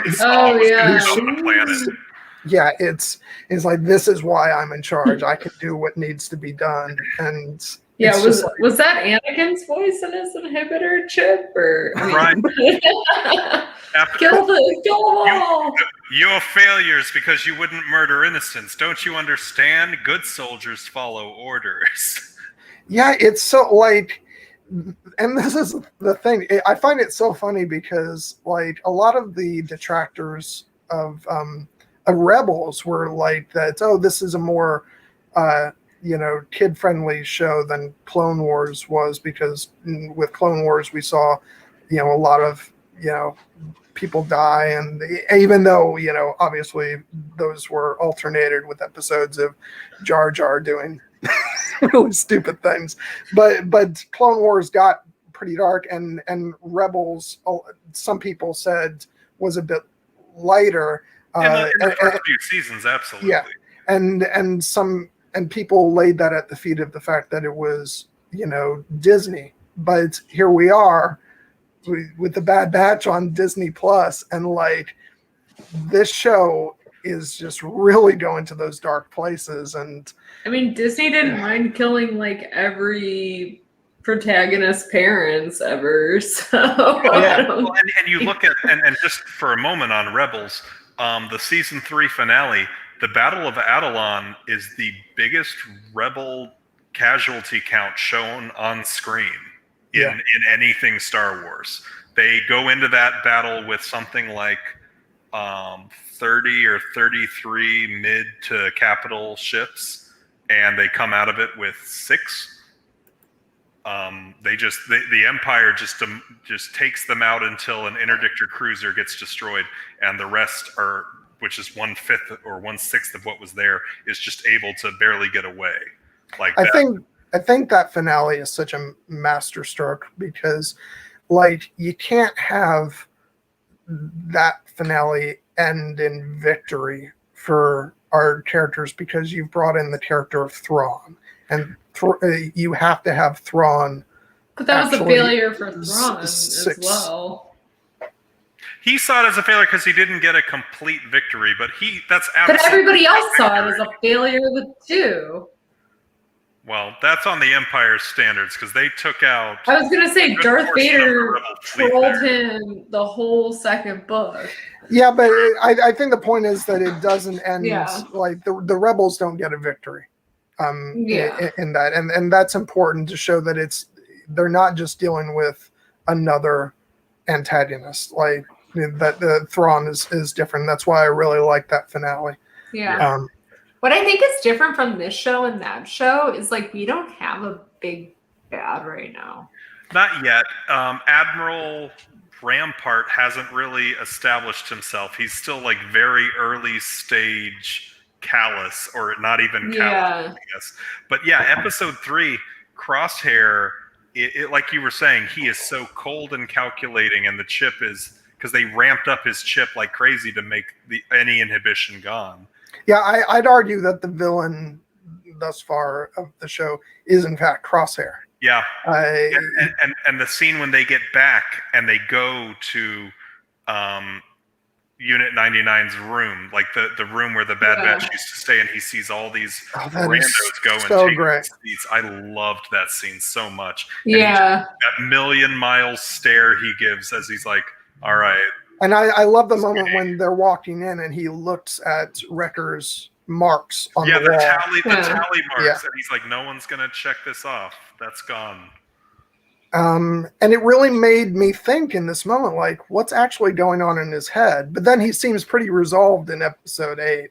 Because any thought he's having that's contrary to his commands, as he's having them on this bed, are probably being subverted. Yeah. Well, yeah, but the chips got him hooked, Yeah, it's going over time. Like they literally put him under the it looked like an MRI machine, but whatever it was. They put him under that because they knew the chip was not working as intended. It was barely working, and they turned it up as high as it could possibly go, it seemed like. Yeah, God. I still think he's going to have a redemption arc and probably a sacrifice. Like, I think he's not going to... He's too valuable on the field. He makes the Bad Batch OP. Well, now he's all... True. Yeah, if he's lost his sniping powers, he got blasted. Maybe he can rejoin the Bad Batch. But as is, I think he's going to be a little bit more of a Jamie. That could be. Yeah, where he loses his sword. Yeah. Yeah, where he's maimed and he sees the other side and betray. I mean, it's not like he's betraying his family. He didn't mean to. Like, I mean, his family should be the Bad Batch. It's like his family is the Bad Batch. Yeah, so it's more of betraying his chip. Like, maybe he like actually betrays his chip through being maimed. I mean, being maimed is going to change you, and he's not going to be. He's probably going to be disposable to the Empire now, and yeah, if he's lost his sniping, but that puts him in a position where he can survive the season. Because honestly, if I did not see a scenario where he, with all his sniping abilities, joins the Bad Batch, because then they can just do anything they want. He's so proficient in any mission. In any mission they've had so far, he would take a lot of the difficulty out of it. So I figured he would die saving them or something to close out the season. I found it so interesting that I really like Crosshair so much, because he's always been like the grumpy one of the group anyway. And for most of the show, he's been an actual adversary. But there's just something about like what his dynamic was in the group, that he always had their back, but he was always, like, just the way he talks to Wrecker in the pilot when, Wrecker's like, I forget what it actually was, but he says something like, "What does that mean?" And Crosshair's like, "Don't overthink it, Wrecker." Yeah, no, he's the Raphael. If we're going Ninja Turtles, and we're going to go Ninja Turtles for a second, Raphael has two components. He's the biggest, toughest Ninja Turtle in the comics, and he is the cool but rude. Yeah. And casually better than you? Yes, that's Raphael. That's Crosshair. And then Hunter, obviously the leader. He's Leonardo. Tech, there could never be more of a Donatello. And now we have the party dude. It is Omega. And / Wrecker. And then, Echo doesn't really have a place in the Ninja Turtles. My God! Sorry. You just will not let him be. He just seems superfluous to me. But no, like... He's Venus de Milo. He's the 5th turtle that showed up in Turtles: The Next Mutation, and everyone hated them. We love Wrecker. I love Wrecker. No, I'm talking... I'm talking about Echo. Oh yeah, I know you hate Echo. Sorry, it's like I said before. Echo is the lone surviving member of Domino Squad. He gets a pass for like all things for me. I love his character, and yeah, I think he's a great character, and I look forward to him on season 8 of Clone Wars, and not on Bad Batch. I'm kidding. I'm kidding. I'm trolling him a little bit. I know you are. But yeah, I'm really interested to see what happens with Crosshair when, if he does rejoin the Bad Batch. An interesting thing about him with his inhibitor chip is that because he was already such a kind of dark character, the change in him was much more subtle than, say, in Wrecker, when it goes off in him and he automatically, changes into this really frightening, monster. And whereas Crosshair, it's just like, like I said, it's subtler. And to the point where they didn't even necessarily notice that there was that big of a change in him. It was just some comments he was making that rubbed them the wrong way. His Order 66 activated, and he just hung out with them for another, 5 hours, where it's like, you let that Padawan get away. Good soldiers follow orders. All right, Crosshair, calm down. Like, it was, you're right. It wasn't that out of the ordinary for him. It was just one step further past a line he wouldn't cross. And I think we talked about this last time. Like, that Crosshair without the chip would never shoot at one of them. Like, or it's like shoot you at said, the girl. He always, he was sardonic. He was glib, all of that, but he always had their back. He was never going to shoot at one of them, put him in his crosshair, and he did that because of the chip. And my gosh, in episode 8, he is so cold.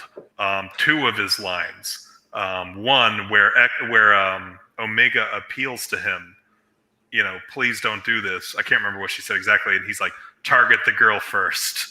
No, she said, I know this isn't you. Yeah, and he says, shoot the girl first, or something like that. And then when he has them pinned down in the ion engine chamber, and he's like, turn on the engines.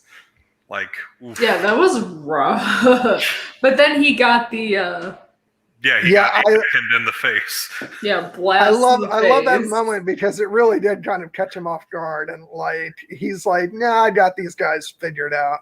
There's no surprises for me here." And boy, that one caught him off guard. So yeah.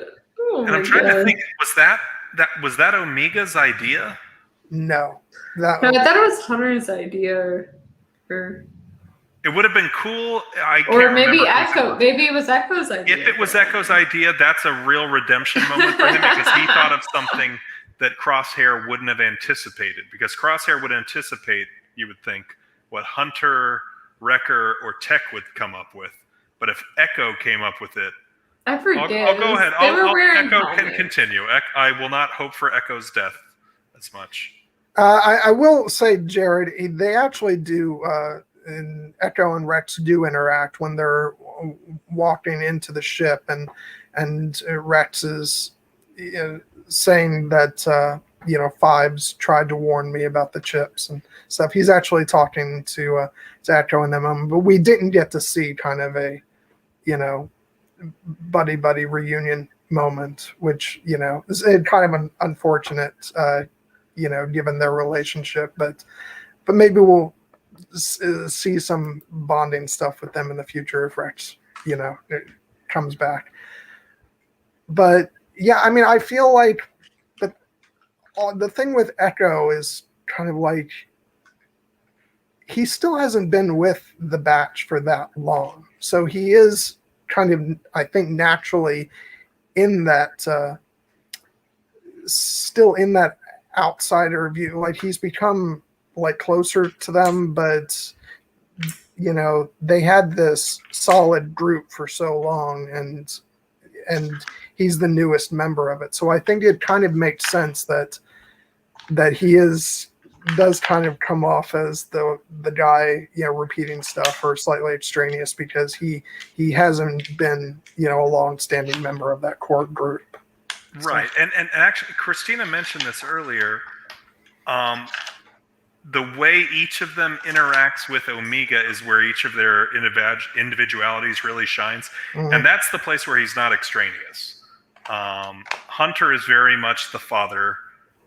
Wrecker is the fun uncle, or the friend. Mando. No, the Mando. Yeah. No, Hunter's the Mando. Hunter is the Mando. and then Tech is like a professor or a teacher. Like, whenever possible, he's telling Omega, like, oh, this is how this comlink works. Blah, blah, blah, gosh, blah. Yeah, and he's too literal. And Echo is. But he was describing the war. Oh, right. Yeah. No, he's very clinical on that. No, stuff. But what did it feel like? I just told you. I've expressed this exactly. I don't understand how you didn't catch it. Yeah, I love his idiosyncrasies, and they have done a good job of making Tech and Echo feel different, because more than Echo and Hunter, Tech and Echo is where there's a real risk of character overlap, and they have distinguished them there. Actually, I feel like what they've established with Tech and Echo is like they're almost feeling like an old married couple, just in the way that they bounce back and forth. And Echo is very grounded compared to Tech, and Echo is therefore the one who, more than anything, he's the one constantly warning Omega. He's the doting parent. He's almost, he's the one who's like, if they were in modern times, it would be, you really shouldn't go near the stove when it's on. You could burn your hand. You need to make sure you keep a safe distance until you're old enough to use that. Like, he's carved out a role with Omega that no one else really touches, and that's where he's shown in the show, for me at least.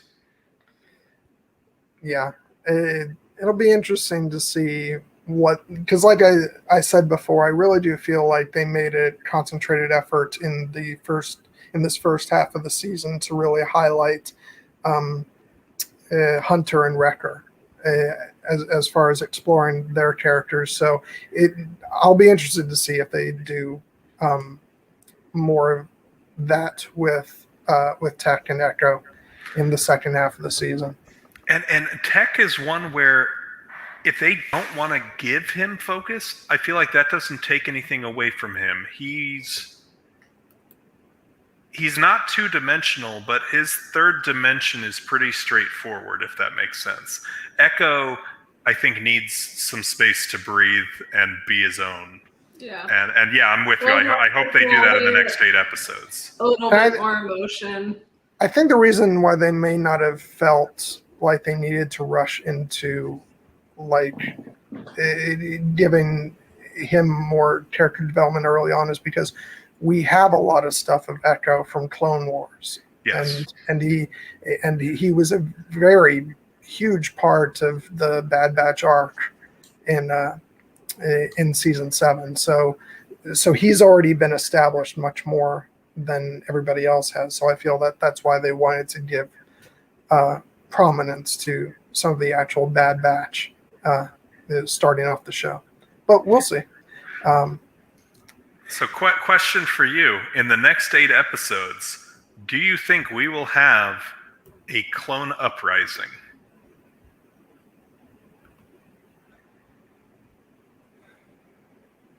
You mean like the regs, like the regs? Either there's the Kaminoans turn off the chips if there's some sort of failsafe where they can turn them all off, or a fair number of clones fight through it, or something like that. Well, here's the thing. We have that line in Rebels from Kanan, who says that afterwards the clones said they had no choice, that they were controlled by a chip, which indicates that a large number of clones may have regained, their identities. So I think that's actually entirely possible, what you're talking about. And that would be interesting to see if that's how the whole thing with the Kaminoans plays out, or the Kaminoans. And that's what ultimately kind of seals their fate as far as, being on the bad side of the Empire, because big surprise, in the future, there's no clones, serving the Empire, and you don't hear about Kamino. So, and the only reference to Kamino for, I think, forever is in Mandalorian. The scientist guy who was experimenting on Grogu has a Kamino patch, but he's a human with a Kamino patch. Yeah. Like, why are the Kaminoans? The research continues. The research continues, but why are the Kaminoans not doing the research?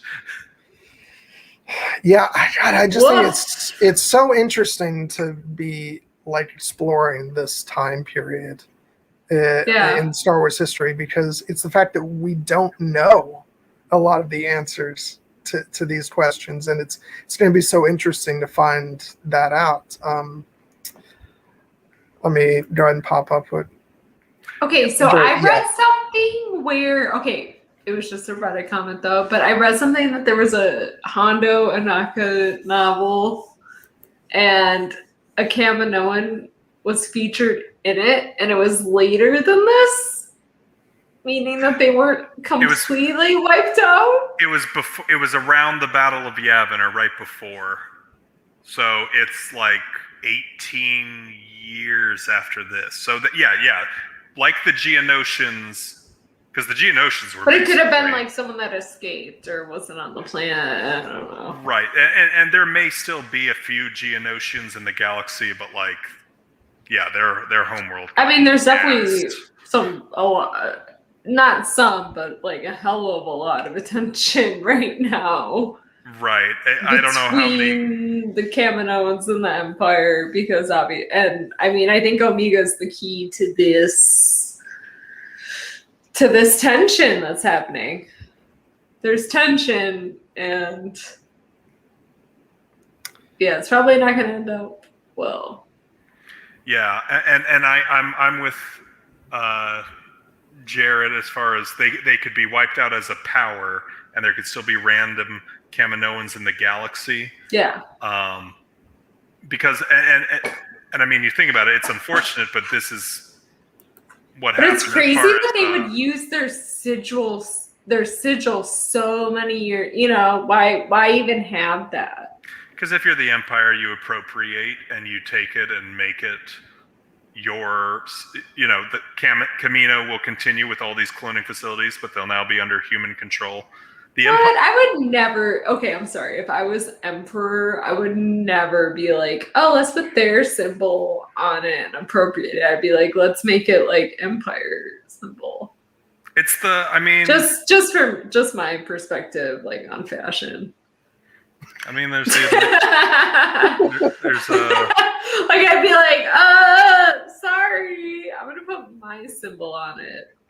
Yeah, I don't know. It is interesting, but maybe I don't know. I mean, who knows what they were thinking? I mean, I can't get in Dave Filoni's head. He wears cowboy hats all the time. I don't know. It's because he's a Cad Bane fan, as are we all. I mean, not hating on his cowboy hats all day, but just but boots, I don't know.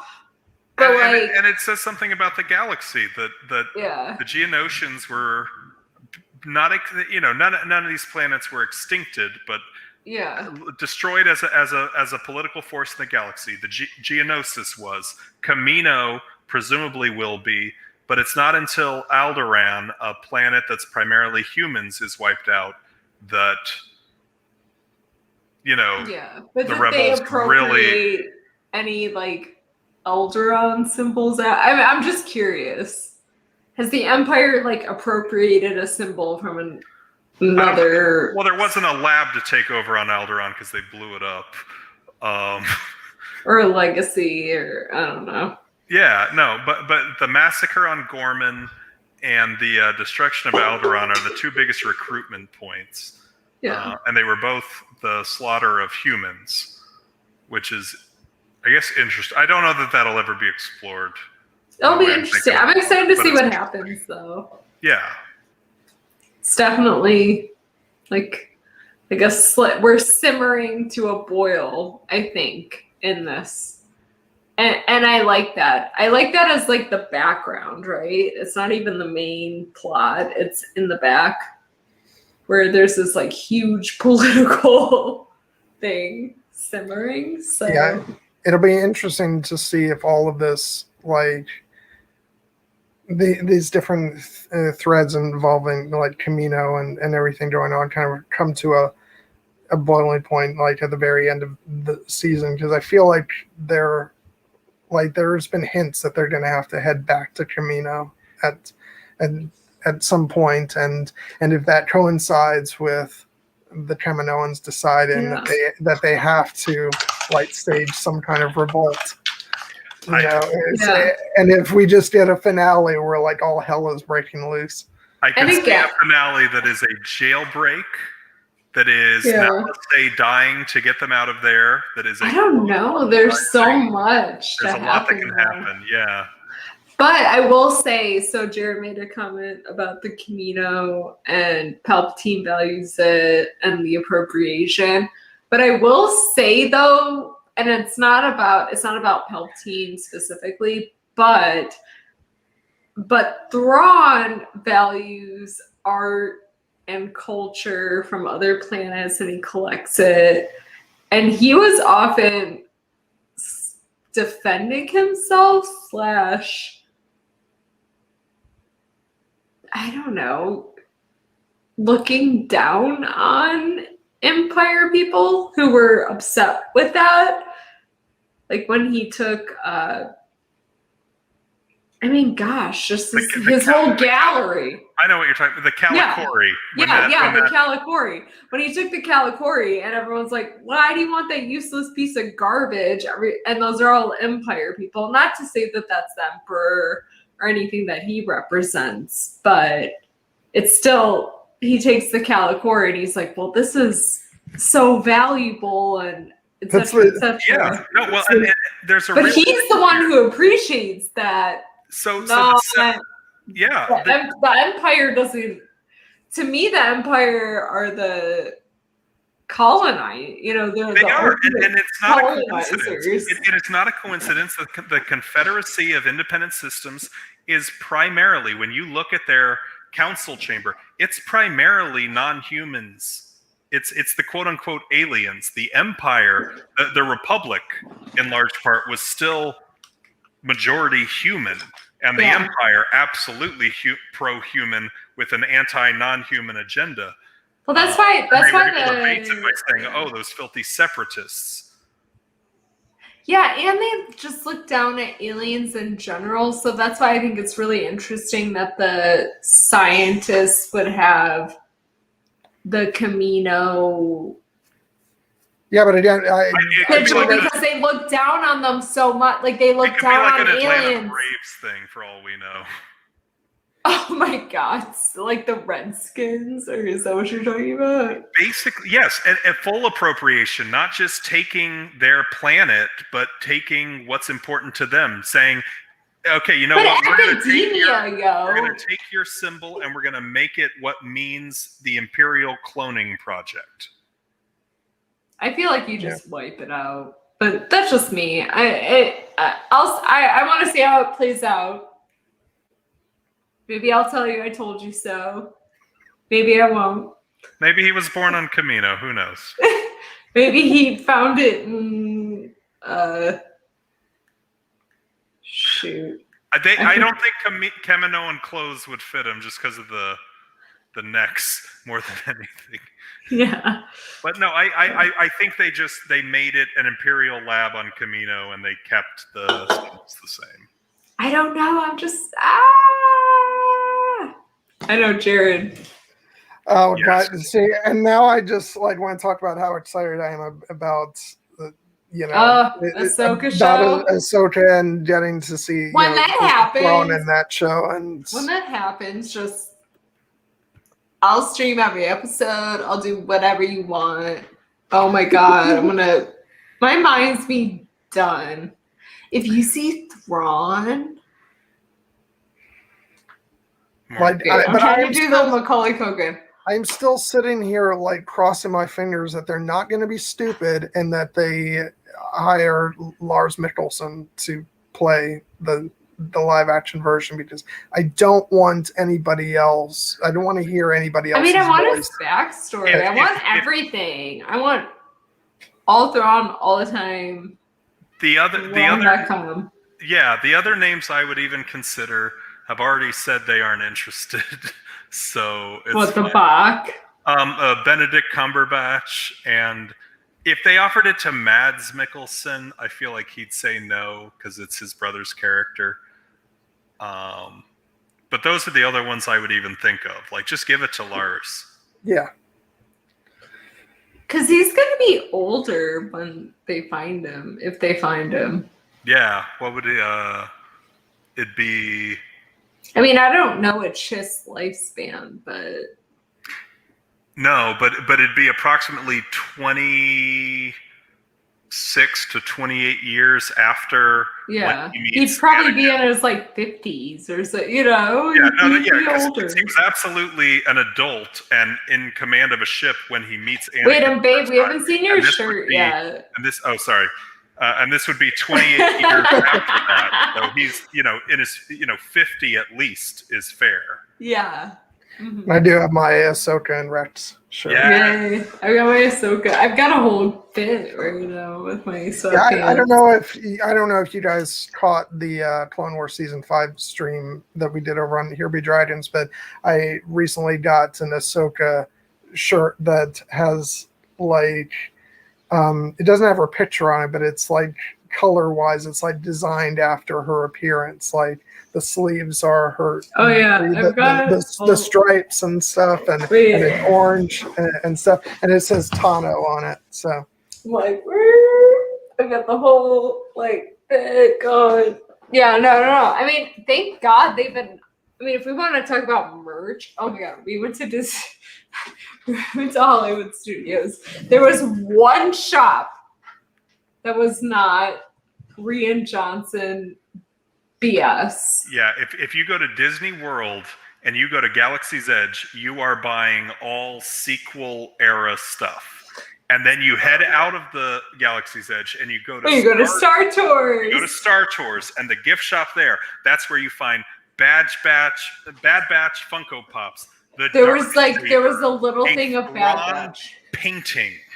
That is, I have to say, that's such a shame because I thought there was gonna be way more Ahsoka stuff. Like to be clear, I don't like, I'm not one of those haters of the sequel trilogy, and I in fact I love Force Awakens, and I actually I like Last Jedi a lot more than a lot of people do, but it's such a shame to me that's what's dominating. They went all Galaxy's Edge, and that they're not spreading it more. They do have Hondo Ohnaka.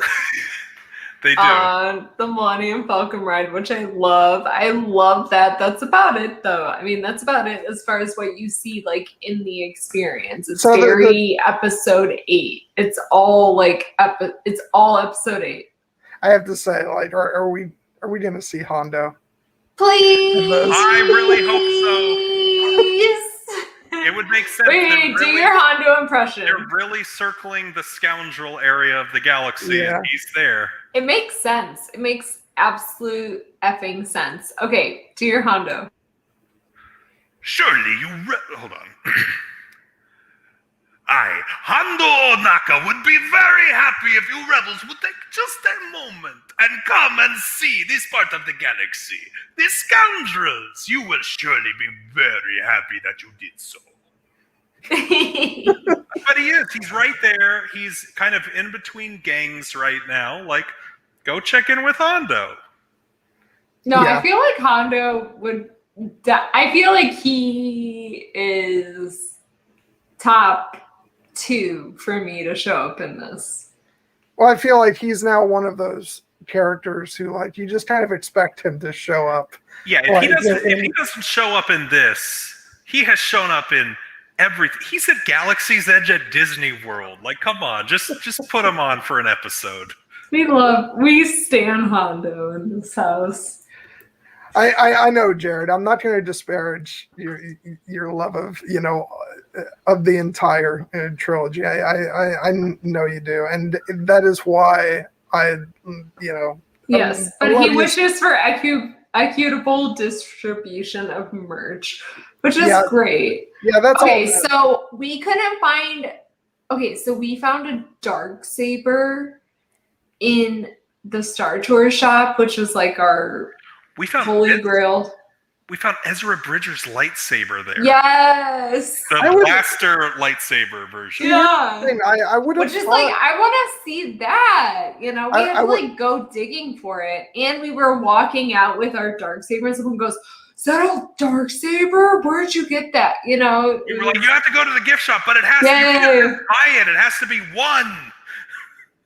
Yeah, right. We're like, you have to fight us for it. I would have really thought that with Mandalorian being such a huge thing that would be playing big time into Galaxy's Edge. It's nowhere. They need a Grogu ride so bad, but I will say Rise of the Resistance was excellent. Yeah, the rides excellent. Were great.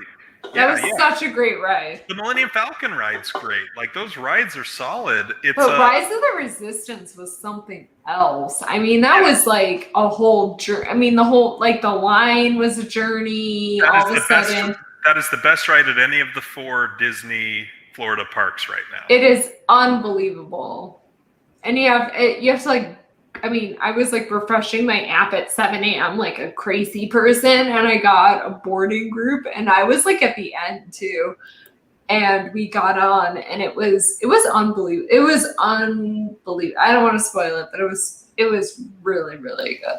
It's really good. And it is. They built that world in the sequel era, and it means when you go to the merch shops, it's all this Resistance stuff and no Rebel Alliance stuff. And they won't good. even let you say Rebel. That was the problem. Yeah, when you said Rebel, and they go, what is that? And then Brian said it's ye old talk. He said it was ye old like, oh, I guess that's ye old talk for the Resistance. It was so funny. Anyway. I'm sorry. Yeah, I gotta say, I'm glad you guys warned me about that, because I'm gonna have to work really hard not to be pissed off by that one. Maybe it'll change in the next couple of years. Who knows? Hopefully. Yeah. Okay, so we're past the 2-hour mark now. Is there anything we didn't talk about that you guys wanted to address about these episodes? I don't know if I mentioned this yet. I don't know if I'm sold on Echo having utility in the Bad Batch, but we can talk about that more next time. Oh, yeah. I don't think we didn't cover that at all. All right. Yeah. I don't think any words were said at all about Echo, so.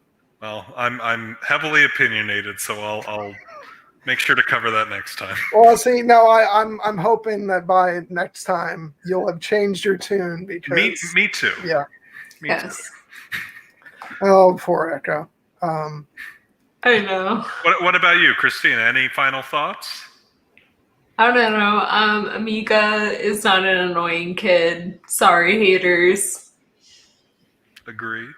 John? Yeah, no. Sorry, all the haters can.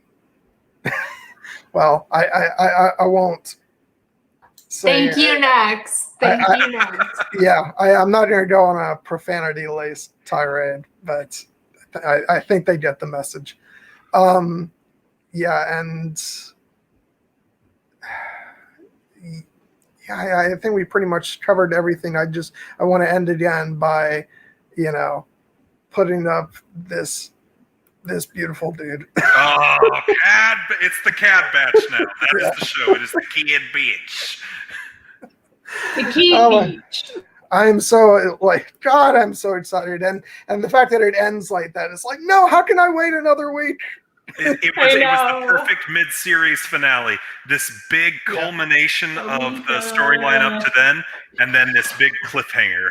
Which, by the way, I am absolutely loving the fact that this season is 16 episodes, because I feel like so many of the shows we've had have been shorter runs. I love the fact that this is going to continue on until August. Good. Give it space. Give it space. If this had been 8 episodes, they would have cut episodes from 3 through 6, and then we'd be saying, "Oh, this seems kind of rushed." Like, all of a sudden, Omega's just good at all this stuff. Like, and I really feel like, even if you feel that, there was some, I hate the term, but yes, quote unquote filler.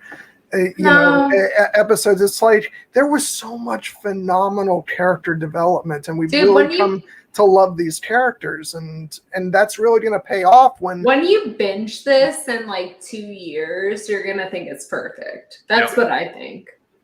Yeah, because I went ahead and I rewatched these episodes. I started last night and I continued this morning, and it just feels like a continuous story all the way through. And I just think that's amazing the way they've done that, because it's a continuing narrative in the way that, you know, Clone Wars was very much an anthology show where you had like these groups of episodes that, you know, were like, you know, you'd have like 3 or 4 episodes that were sort of like a mini movie. And then it would be off to another storyline within the war. And Rebels was, you know, more following a single narrative, but there were more gaps between the episodes of like, okay, a certain number of days have passed or whatever. This just feels like one continuous story that's continuing each week, and I love that. No, it's been great, and we are very much looking forward to the next date. Yeah, it's going to be great, and I can't wait to have you guys to talk about that. Which actually, I'm going to ask you guys what you think we should do, because obviously we had our discussion right off the bat about the first 2 episodes. Do you guys want to come back and talk about the next 4 episodes, or do you want to hang off for all 8 of them? Wait, Brian? 4 and 4? Who knows? I think that'll be... If the next 4 episodes are like the last 4 episodes, I think we'll have plenty to talk about by then. Okay. So yeah, we'll let everybody know. Let's wait to see what the episodes are like, and then we can make a decision on that. And Christina, are you interested in coming back soon also for the next Pirates of the Caribbean? When is that happening? Which we have to get to. I haven't quite nailed it down yet, but I'll figure it out. But yes. Yeah. Okay. Cool. And we'll see if that goes off the rails as much as the last one. Off the deck, you mean? Yeah, exactly. Off the plank? Yeah, I agree, Jared. Yeah. I think that this is... Yes, thank you. Where's especially- Jared at? Like, can he come on? Yeah, absolutely. Jared, we may just have to get you in on this next time. Yeah, Jared, get up here. But I absolutely agree. I think that this is like, for me, it's been the most satisfying first season of a Star Wars show. I know plenty of people will probably, you know, say Mando. But for me, this has engaged me on such a... Mando was such a slow burn, though. Yeah, Mando season 2. I mean, I cried like a little strong. biatch at the finale of Mando season 2 because they got me, but like there was definite slow roll, definite filler. I hate to say filler, but definite like, yeah. Wait, Yeah, well, and what Mando's is that? had Is that not 16 filler? Mando's had 16 episodes so far. Let's see where the Bad Batch is after 16, because right now Yeah. we're halfway through. They're Yeah. different. I like Omega. I think she's Yeah. cute. I think she's great. And if you don't like her, you don't like me. Womp womp. Oh, I'm sorry. There you have it, everybody. Get at me. Okay, so coming up, again, things are just kind of fluid right now because just so you all know, I'm trying not to strictly sort of nail myself down because with Amy having left the channel, it's going to be harder for me to maintain doing this every single week. But I think I'll be doing a stream next week, and I'm hoping to rope Aaron into doing a stream about Stardust. So we'll see how that goes, and if not, we'll find something else. What was the other? The book or Stardust the movie or Stardust movie. the graphic novel? The movie, because this is a film channel. Yes. Although we did just talk about a TV show, so it's a fair question. It's on screen. Yeah. And then what else did I talk about earlier? Oh yeah, the AK and I have talked about having her come on for Star Trek First Contact, and we're gonna try and go ahead and make Pirates of the Caribbean Dead Man's Chest work as well. Just got to figure out that scheduling. So Oh, wonderful. Good, Jared. Yeah, it would be great to have you on because I honestly, like, you are that was top notch. You are the positive right now. Yes. You really are the positive. Even if you love the sequels or the prequels, no, I'm just joshing. This is why Jared and I get along so well. You can love episode 8. He's so positive, and I'm always trying to be like. I work with someone that loves episode 8, and I was talking about adapting Thrawn, and he was talking about Rian Johnson getting another trilogy, and I'm like, hey, that's great. Just as long as you don't touch Thrawn, like, I'm happy. Yeah. Just don't touch my characters. But anyway, sorry. Yeah. I don't think I want to launch into my own opinions about the sequel. Yeah, that's a whole other thing. Yeah. Although I'm dying to get on a stream with Helen, the Clueless fangirl, and talk about the sequel trilogy because she will go off. Because she is very angry about a great many things. But yeah, exactly. Yeah. Kate! Yeah, it's a can. It's a can. And I do have to run also, but thank you so much for having me on. Yeah, and, thank you. Looking forward to the next one. Yeah, absolutely. And speaking of Kate, who just jumped in here, beautiful Kate. Look at her. Make sure you check her on Here Be Dragons for an MCU stream, which I know you're excited about, Christina, aren't you? Okay, I guess we'll wrap things up since Brian had to go ahead and jump off. Yeah, he had to jump off to a D&D thing. Yeah, but thank you so much for doing this again, and I can't wait to do it again. I know, I'm so excited for the rest of the season. Yeah. All right, and thanks, Jared and Kate, for coming in, and everybody else who was watching, and hopefully, for you guys who catch this on playback, just go ahead and follow along with the other episodes yet to air, and join us live next time. So I hope you all have a wonderful night, and thanks for tuning in.